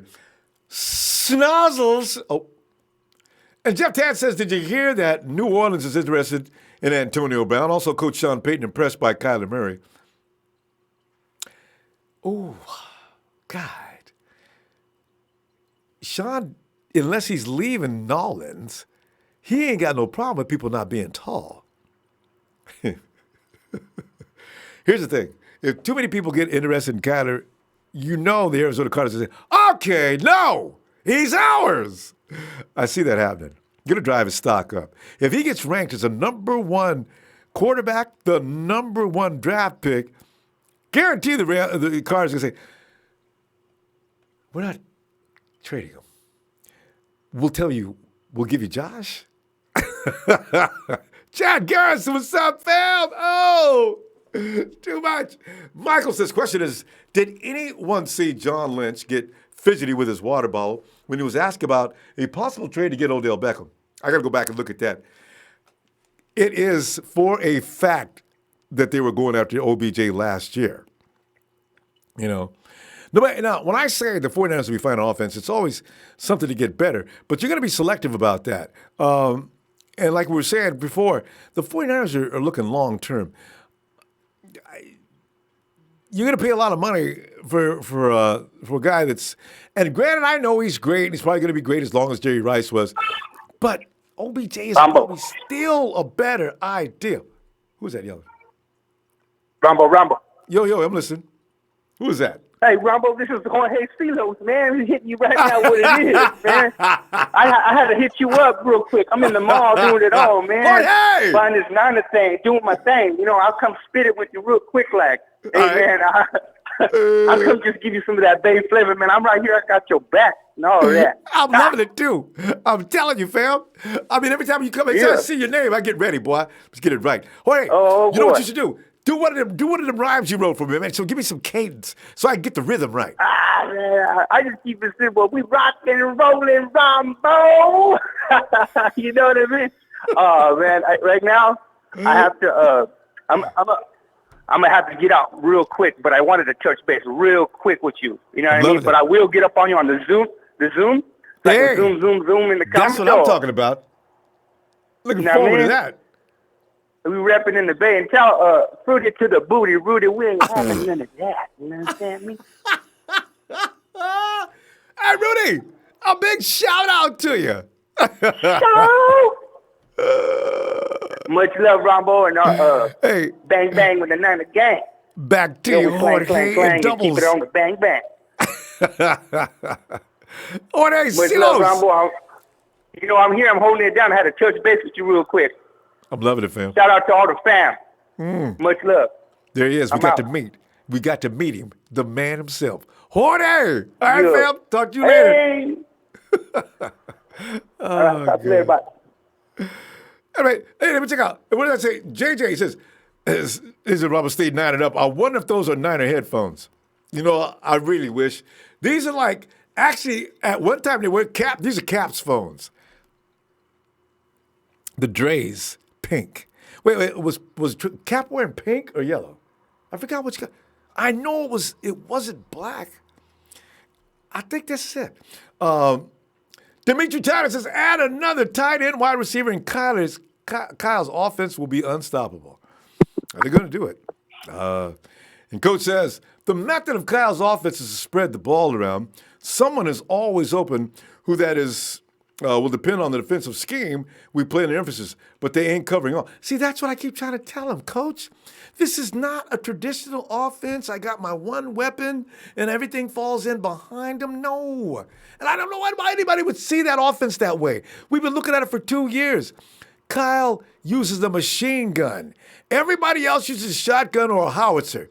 Shanahan shoots you there, he'll shoot you there. He'll shoot you here. I mean, he's spraying the field. Your number one receiver, yeah, he's going to get some love, but the offense ain't going to be built around just him. It's going to be about, picture it this way, if you know anything about basketball, if you know about Phil Jackson's triple post offense, that's what the concept behind that is. Create the weakness in the defense. And wherever you are, I don't care if you're Garrett Selleck or who, the ball's coming to you. That's what we do. Anybody that doesn't appreciate that, there's the door. I'm knowing that's what he's doing. All right. Hey, Monroe. What's going on, Ronbo? Oh, Monroe, man. You know how we do, man. We just talking football, man. You know, because we got a lot of news today about the 49ers shopping around for wide receivers. Look on everybody as anybody. We now know that the Earl Thomas has said, I ain't playing.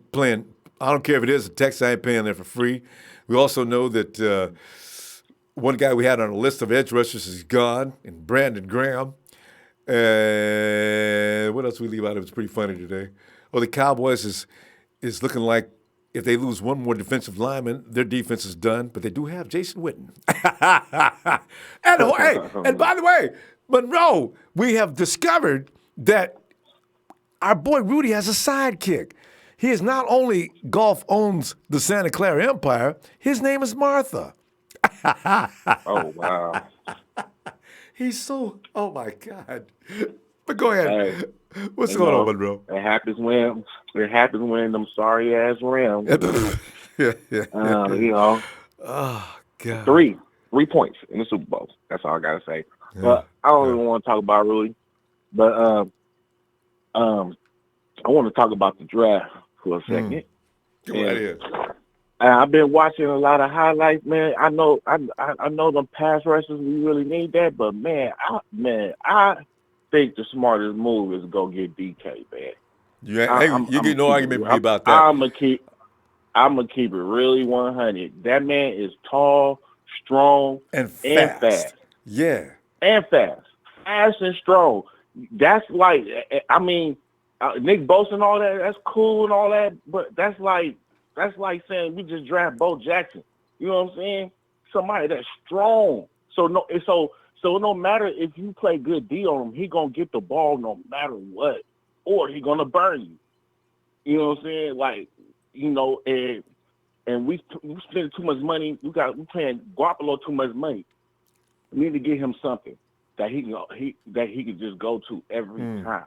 You know what I'm saying? And that's a dude right there we can go to every time. I don't even think nobody's gonna stop him. He's ready.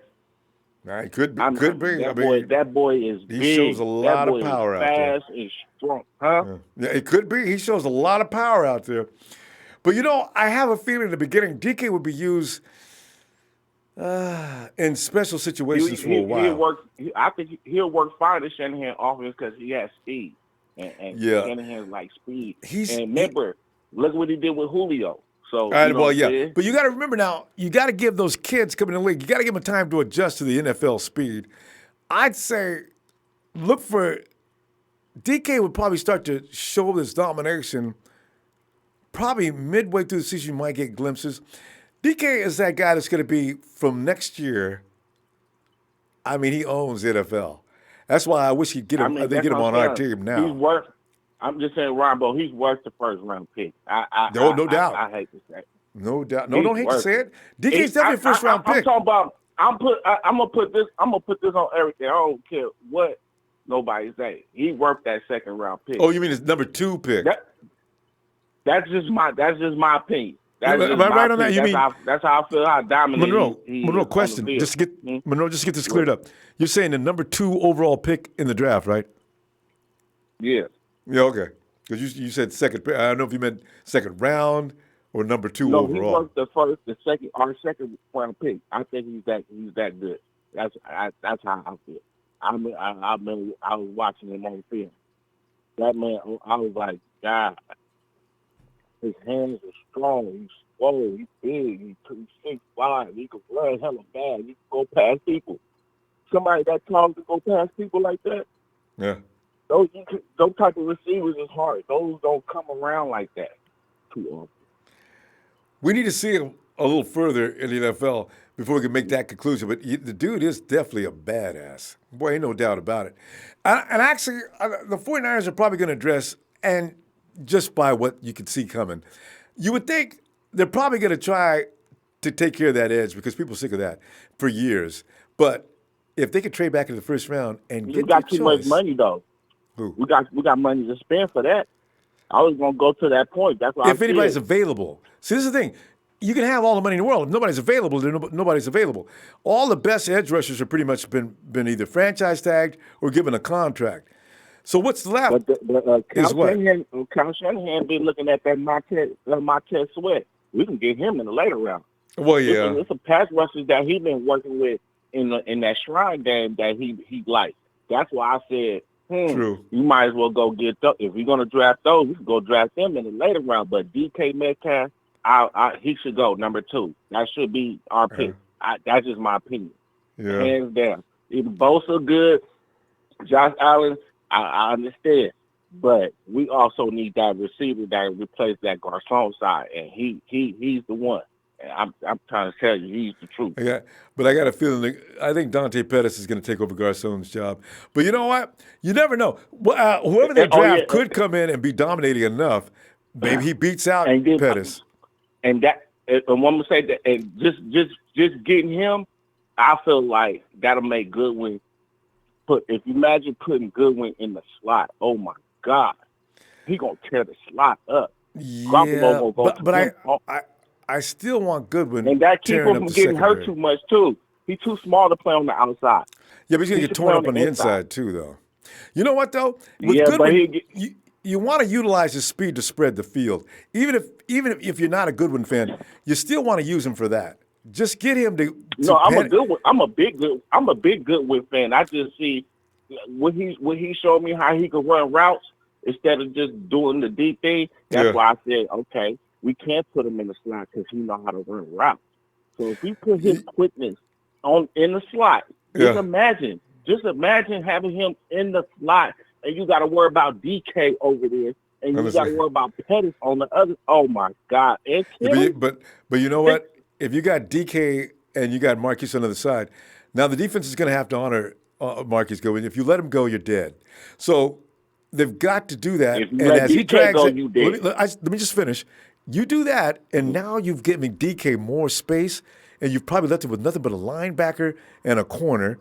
Now DK cannot be stopped. Like George Kittle. George Kittle last year, and you see those games where he set his record, you always seen Kyle had them both running routes. Almost, it wasn't a bunch formation, but you could see Marquise taking off. He'd take defenders with him. George would go right underneath the defensive surge and collect. And of course, when he gets the ball after he catches, he's gone. Marquise Goodwin's essential to this team. Kyle knows for his team to work, he's got to have that kind of speed. If it ain't Marquise, it's got to be somebody. But that speed element in his offense is extremely essential. Yeah, but I'm just saying, Marquise, I'm just saying that would be a nasty lineup. Yeah, I know. I want DK. Yeah, I'm a huge DK fan. If they get him, I'm going to be delighted. Oh, my God. But we get DK in the first. That's what I said. I like Booster. Trade up and get him. Allen, but I just feel like DK is a more dominant player that we need, though. You know what I'm saying? Could be. That's how I feel. Like he just somebody strong and fast. But You know what I'm saying? Monroe, That's how Bo was. Monroe, we got something. You know what? One bad thing is it's bad luck. It seems to get a receiver in the first round. They always, I mean, always get hurt in their rookie year. I don't know what that's about, but they always get hurt Nah, in their rookie year. it wasn't bad luck with the Niners. With who? Only thing happened was Crabtree just sat out because of contract issues. But when he came in, he you know what? He had all kind of injuries after that, though. But anyway, normally you see your the guy who lights everybody's mind up before you look. Mike Williams got killed. My boy Corey Davis got hurt in the first year. Everybody gets hurt in the first year. So the kid, the fast kid, Ford or whatever it is. Anyway, he gets hurt over in Cincinnati. Everybody's premier receiver in the first round seems to go down for some reason. The good guys, a little above average guys, they survive. Dante Pettis got killed last year in the second round. Wide receivers in the first round is a risk because receivers generally, for some odd reason, don't endure the first season very well. Don't know why. Well, it all depends. If they got that speed and that strength, you never know. There's something about life. Yeah, there's something about the contact. That's just like anyway. Yeah. But no, we got to stop. That's just saying like, okay, I'll let you go. And we continue. Yeah. On the way. He got that one in. I don't know. Have a good night, fam. Oh, God. You know who pointed this out to me? It was Big Show. He says, wide receivers in the first round, they get hurt every year. And then I looked in and I says, but hey, me and Show argue, but he says a lot of things that are right. I'm just saying that right now. He said Fred Warner. He told me he's the one who's got me started on wide receivers being in the first round have a tendency to get hurt in the first round. It's true. Donna Bell says, I had gotten tickets to Combine, but I could not afford to get there or motel or transportation. I wanted to give it to a Niner fan, but I have to attend as well. You can't give tickets out. The thing is, Donna Bell, you know what you can do? Twitter or Instagram, contact me and maybe we can give them away on social media. Somebody contacts you and then we'll do it that way if you want to give them away, okay? And you can do that this evening. I'll be looking for you. All right. Dominic Winter says, yeah, hey, what's up, Dominic? Kevin Stevie, anyone knows how bad Pettis' injury was as far as his training in the offseason and adding some much-needed strength? Yeah, it's like George Kittle his first year. George was laying up in pain all the time. Reuben Foster laying up in pain all the time. There's something about being able to train in the offseason for the second year, but I don't know what happened to our guys with the sophomore slump team. We had too many guys that didn't play as well, and then Trent Taylor had a back surgery. Oh, man. Stephen Allen, hey, is it Flowers may go to the Dolphins? Yeah, I heard about that already because it's D.C. That's why. New England, man, is the new head coach. I forgot about that. I say Trey Flowers is out then. He's going to want to stay with his coach. There's that name, man. It's Oghenete Tejiro. And Ono Vakapuri. But this is one of those things where you go to get your password and they won't let you have it because you have to keep coming up with new combinations of words or letters. He said, I think other defensive ends are better than Bosa. We should trade back and get more picks. And you know what's going to end up happening? We're going to all find out about that when it's too late, whether he is or not. Like we thought Solomon Thomas was going to be the next best thing. And we find out he's got some ways to go to train and get better. And this could be the Solomon Thomas year. There's been a lot of players down through the years.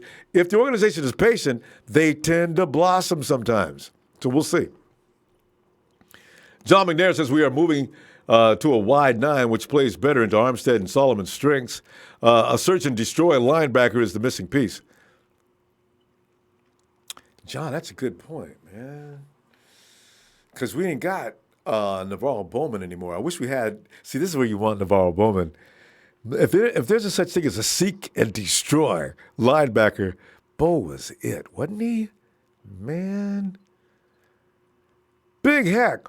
Football and hockey is the only two sports that I have yet seen my favorite sports team win a title in my life. Anyway, big heck, I hope that changes soon. Oh, man. Hey, Vince! Come on in, Vince! Ron Bizzle. What's up, Phil? What's going on, Ronbo? Hey, man. I'm sitting back here. I'm gonna be short. I'm gonna be short, quick with it. All right. I know you're ready trying to get some rest. Hey, but can you hear me fine? Can you hear me fine? Pretty good. You're in a place where it's kind of noisy, though, huh?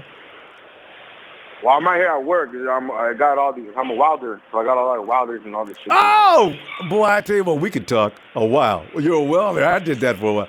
Hey, but listen, you know what, Vince? Go ahead, though, because I can hear you. I just want to see if you can clear a spot. But if you go ahead, because if you call us while you're at work, man, I'm in the shop. That's cool. Yeah. Nah, I was going to tell you, I know I seen that post on your Facebook. Don't tell me you're talking about Jimmy Crack Bones over here. Who? You heard of Jimmy Crack Corn? Jimmy Crack Bones? Jimmy Crack Bones. Who's that? Oh, Jimmy. Is that his new name? He's had so many new names. It's Jimmy, what is it? Jimmy Ward, Jimmy Hospital Ward, and now Jimmy Crack Bones? What? Jimmy gets beat up. Jimmy Crack Bones. Yeah, but some people talk about him. I'm not saying anything about him. But go ahead though. You got something you want to say about Jimmy? No. Hey man, we gotta cut our ties with all these bulky leftovers that we still have on the team. We gotta cut ties with. That's all. That's it. I don't want nothing to do with that guy. I mean, he could be solid depth, but I mean, we need to go out. We need to either just put our trust in with Tart and Colbert and see how they are. I know we're gonna draft a safety, but I mean, what's his name? That number 36. He was tearing it up for us. 36. That's not. Is it Ziocha? No. He has dreads. He has dreads like Sherman. Oh, Marcel Harris. Marcel Harris. Yeah, Marcel Harris. But you know, Marcel and Jimmy don't have anything to do with each other. But Marcel's going to give Krosky a run, which could lead Krosky to be over-the-top safety if they don't sign Earl Thomas. I got a feeling. Because they're going to keep both those guys on the field, I'm thinking. Yeah. And then another team, Eric Armstead, I'm still pissed he picked up his option, but a lot of people are. It is what it is. It is what it is, you know what I mean? But and with Garoppolo, please, this offseason, let's not get in no fucking porn stars. Let's have more TV. Jimmy learned. Let's have more. Hey, Jimmy G, I'm going to shout out to Jimmy G right here. Jimmy G, we need more TDs than STDs this season, all right? I'm telling you. We don't need no STDs. We need TDs. Oh, my God. Get rid of the S. But Yeah, no, you know, that's about it, hey, Rumble. I mean, I'm watching these guys. That other caller said DK Metcalf. I remember a few years back. This is like early 2000s. You know, a guy named David Boston. He's out of Ohio State. The name I can't. He was David Boston. I remember his name somehow. He was from Ohio State. I think he was a first rounder, but he was like how his physique, I guess, was compared to DK. He was big, fucking. I'm gonna go check him out though, because I want to see who he is, and then I can see what you're talking about. Because I can't remember who he is. But your point is on what on that? He got drafted by the Cardinals, I think, but he ended up becoming a bust. See, you never know. You know, look at A.J. Jenkins. I mean, A.J. was just killing it in the college ranks. Trent Whitten got him. And that's what you were saying. The first round, like the first rounders of receivers becoming bust. You know, look at Corey Davis didn't really do shit. I know, right? But he was average. He should have been better than that. Yeah. So I mean, like, I hope. I mean, DK, he's going to be a first rounder, but I mean, is he going to be super like we think? In the second round. Yeah. Give me Deebo Samuel. Dude is. He could be the dude. We'll see. Yeah, and when he lines up against one of the, when he lines up, right, he's gonna have one of the DBs. it's gonna be like on Friday. You know how it's like that draw scene.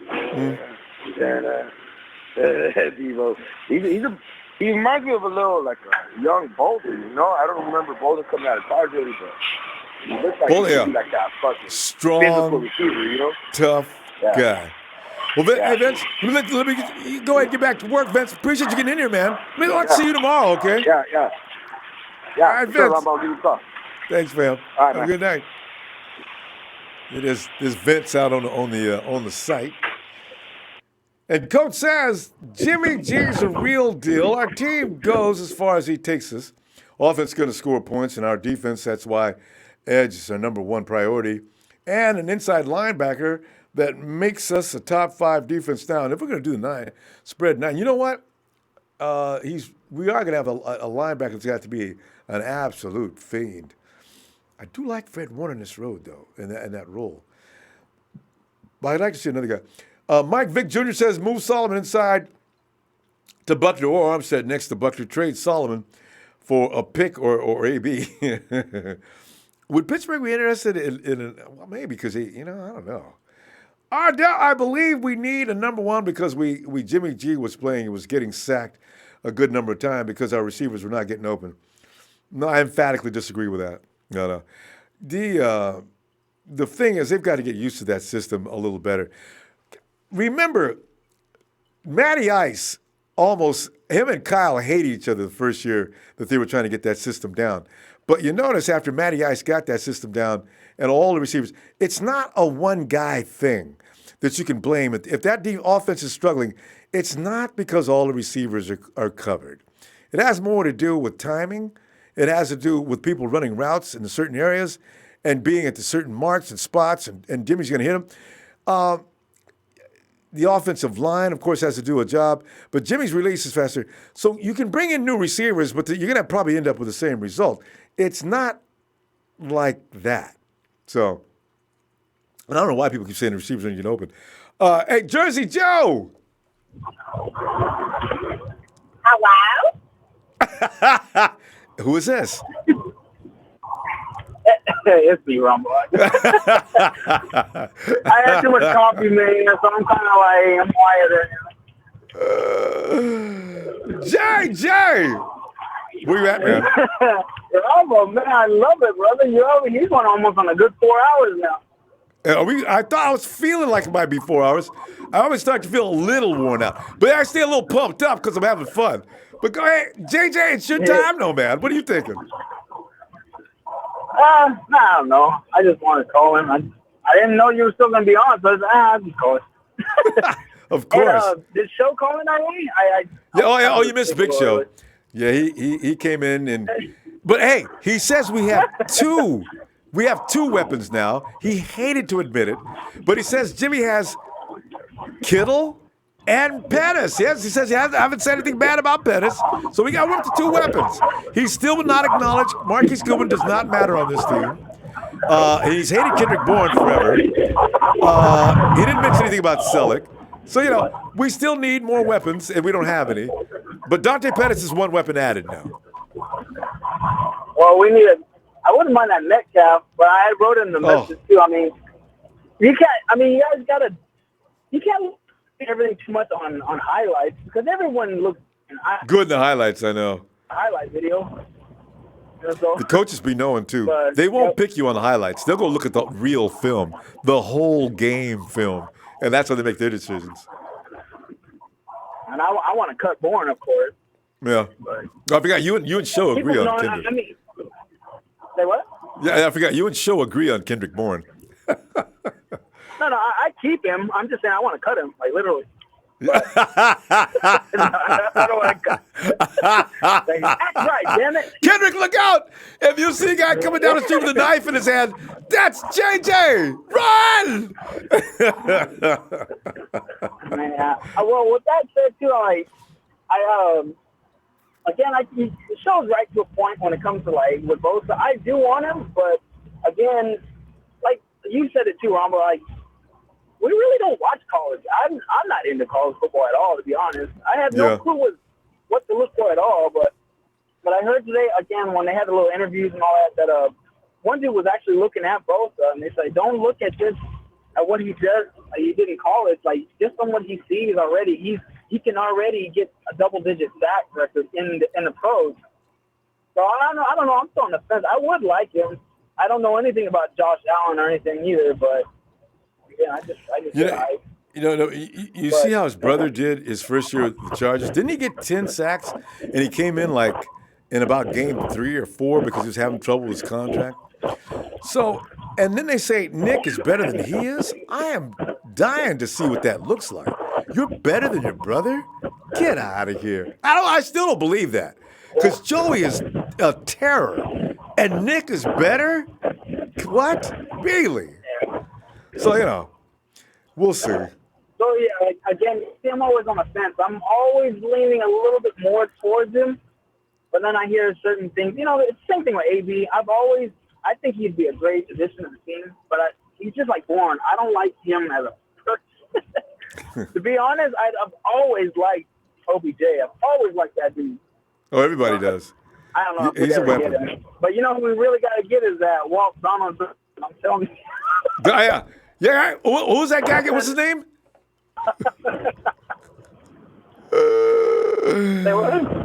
What is his name again? Walt Donald Duck? From Orlando. Or Chuck Wee Wee. Come on, JJ, you can't say wee wee. Oh, God, no. Oh, and by the way, earlier that's what was on the team, and Jessica Alba, that was for me. That wasn't for the team. No, I knew that was you. Yeah. Jessica Alba could run the ball all day. Come on, guys, tackle me. Of course, there will be that one guy that tackles her, but he's going to pick her up and keep running. Hey! Brad, bring her back here. She's on our team. Jimmy's a little horn dog, though. He's already got to stop him. Yeah, I know, right? Jimmy'd probably be back here. Instead of handing off, Jimmy, can we? Oh, yeah. Yeah, Jimmy, can we? What are you guys gonna do?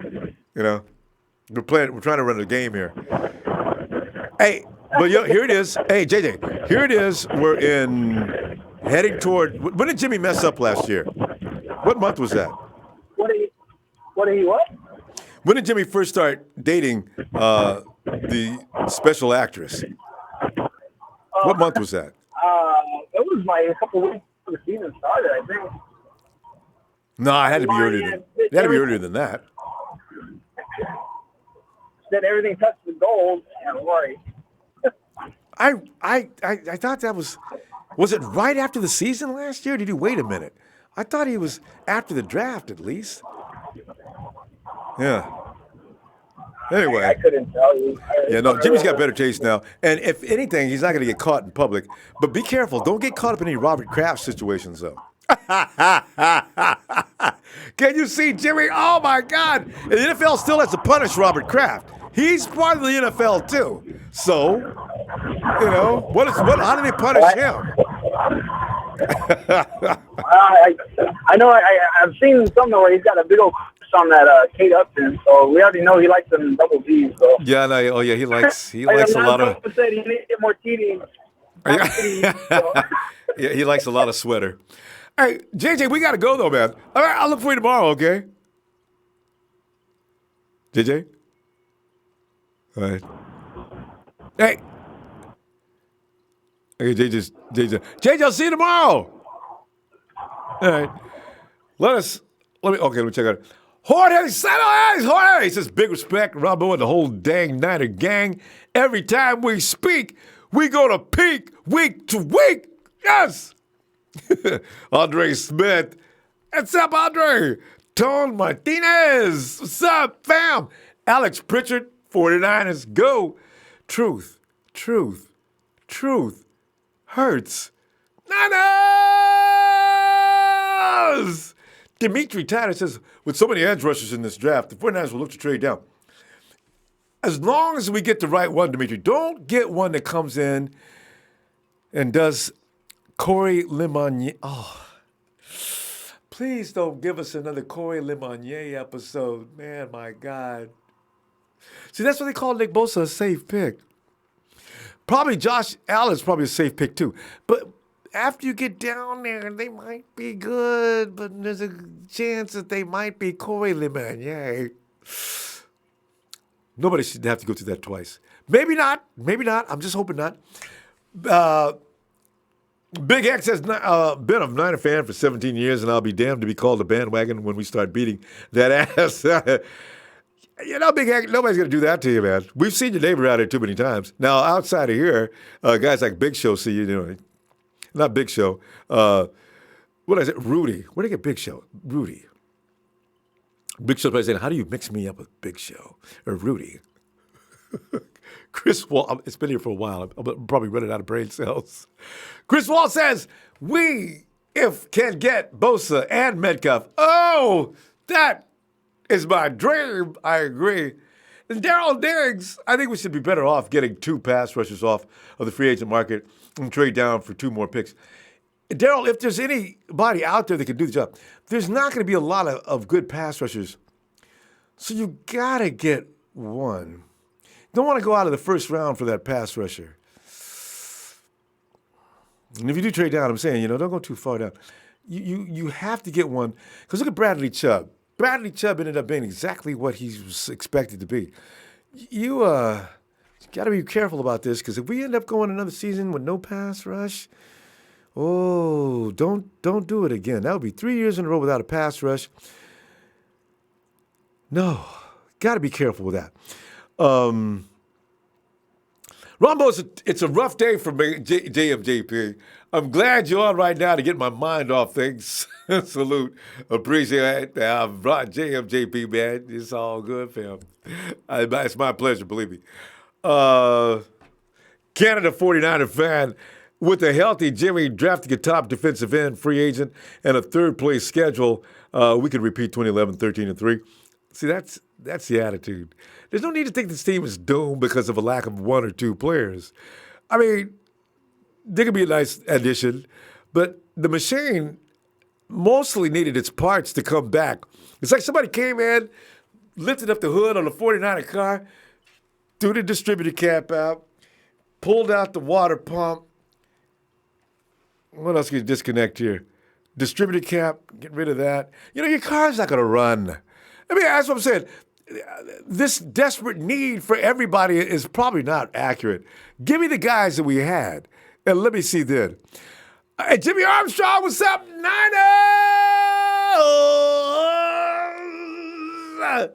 Jim Toroco says, just got out here, man. What did I miss from the game? Boy, I tell you, it's the Big Show. Big Show came in and defended his position again that we don't have any offensive weapons other than George Kittle. But he did add Dante Pettis tonight. And, of course, I went over the listing tonight of why Kyle Shanahan's offense is meant to spread the ball around. 3 games of Jimmy G, maximum distribution all over the field. Show's not having it. He doesn't care. He says we still need more weapons so we can distribute. Instead of distributing to 8 or 9 guys, he wants distribution to 12 or 13. Defense, he does say, though, his defense, we're not going to accuse him of only being defensive-oriented or offensive-oriented. He does want defense, so he's all right. He'll be back tomorrow to talk more. Sal says, Salvador Bribishka that says, think about this of money is the same between 49ers and Cowboys. Earl is choosing Dallas because of home and hey, right. I remember shopping in Dallas. There's no tax. That's really, yeah. Boston, same thing. No tax. Don't lie. New England is an anomaly, not the norm. Please stop using an example to follow. But you don't want to shoot. Okay, don't lie. I'm saying don't shoot. Don't shoot for the Chevy if you can buy a Ferrari. If you can buy a Maserati. You know what I'm saying? You reach for the stars. And if you get something in between, okay. But don't aim low to start with, is my point. If you can beat New England, you're damn right, you better be. If you can. That's what I'm saying. So Get a program you can plug players in and out of, and don't come up with years that, we've got to have. No, don't. Belichick never says, I've got to have. And he quietly goes out there and destroys the NFL. That's what I want to see the 49ers get around to. And I don't think it's impossible, is all I'm saying. Sanaza Sabiza says, just thinking to say what's up to you, the crew of the Niner Empire. Have a great combine watching Weekend Niner Farm. Snazzle, you know this. Jim Thurl kills. Hey, we had a splash move with Jimmy G. You know what, though? You can't really call Jimmy G a splash move, though. We needed a quarterback, something bad. You're not going any place without a franchise quarterback. So that was that kind of move where you have to go get your quarterback at any cost. The 49ers are going to they were going to pay big bucks on a quarterback no matter what, because that's where the NFL is these days. He said, but we also did Sullivan, Thomas, and Rubin want to make moves, but those psycho girlfriends are dudes throwing crap. Putting windows, man. We are not the Cowboys. I know. So we got, even though we all got to realize we got a group that's kind of conservative in their thinking, but they're all calculated moves when they do things. Sometimes they fail, but every team does. So I'm going to wait before I pass final judgment on these guys. Question 6 says, ask Show tomorrow where we ranked on points given up per game. See, question 6, I was going to get around to that, but I was so busy proving my point about the 49ers are not just naked with weapons. KD216, listen to Ronbo. Lynch said he was not opposed to getting a big wide receiver. No, I didn't say not get one now. No, don't say I didn't want to get a big wide receiver. Remember, I'm the guy who says bring Terrell Williams here, okay? Last time I checked, DK Metcalf is not a short dude. So no, don't put me in that room. Bring a big wide receiver, but make sure he's got skills. Don't just get a big guy because he's big is what I'm talking about. The Sheik says, just like Bryce Harper, throw the money, then Thomas will come. Earl Thomas will come. Boy, I tell you. Adrian Gutierrez, you were like the Energizer Bunny. You keep going and going. I know, Adrian. But I'm running out of gas. But I'm loving it. We keep going. And Shirley Michelle says, ESPN Sports, Pittsburgh Steelers want a first-round pick. No. They could go straight to you know where for that. Ain't getting no first-round pick. No. And you know what? Here's the nice thing about that. The Steelers aren't going to get a first-round pick from anybody. Nobody's going to give a first-round pick up for Antonio, but they need to shoot for a first-round pick if they can get one. After all, he is Antonio Brown, and I'd do the same thing. If I was the owner, hell yeah, I'm going to shoot for a first-round pick. And then, it's like I was saying about the New England Page. You aim high, and you collect whatever you can get. But you don't start off medium and say, we'll take a third-round pick. You start off, get your first-round pick, man, and then, hey, come on. Who are you trying to fool? I'll give you a fourth-round pick. Okay. Because they will. Because they got to. They got to get rid of AB. I still know where he's going. But it could be us. Ain't nobody ruling that out. And Lynch and Shanahan, these guys are, especially Lynch, with that smile on his face, he's always got something else on his mind. Fam, like you said, I'm going to go ahead and check out so I can be ready for tomorrow. Hit that like, fam. You know I love the likes. See you tomorrow. And show love you, man. Show up and get you too.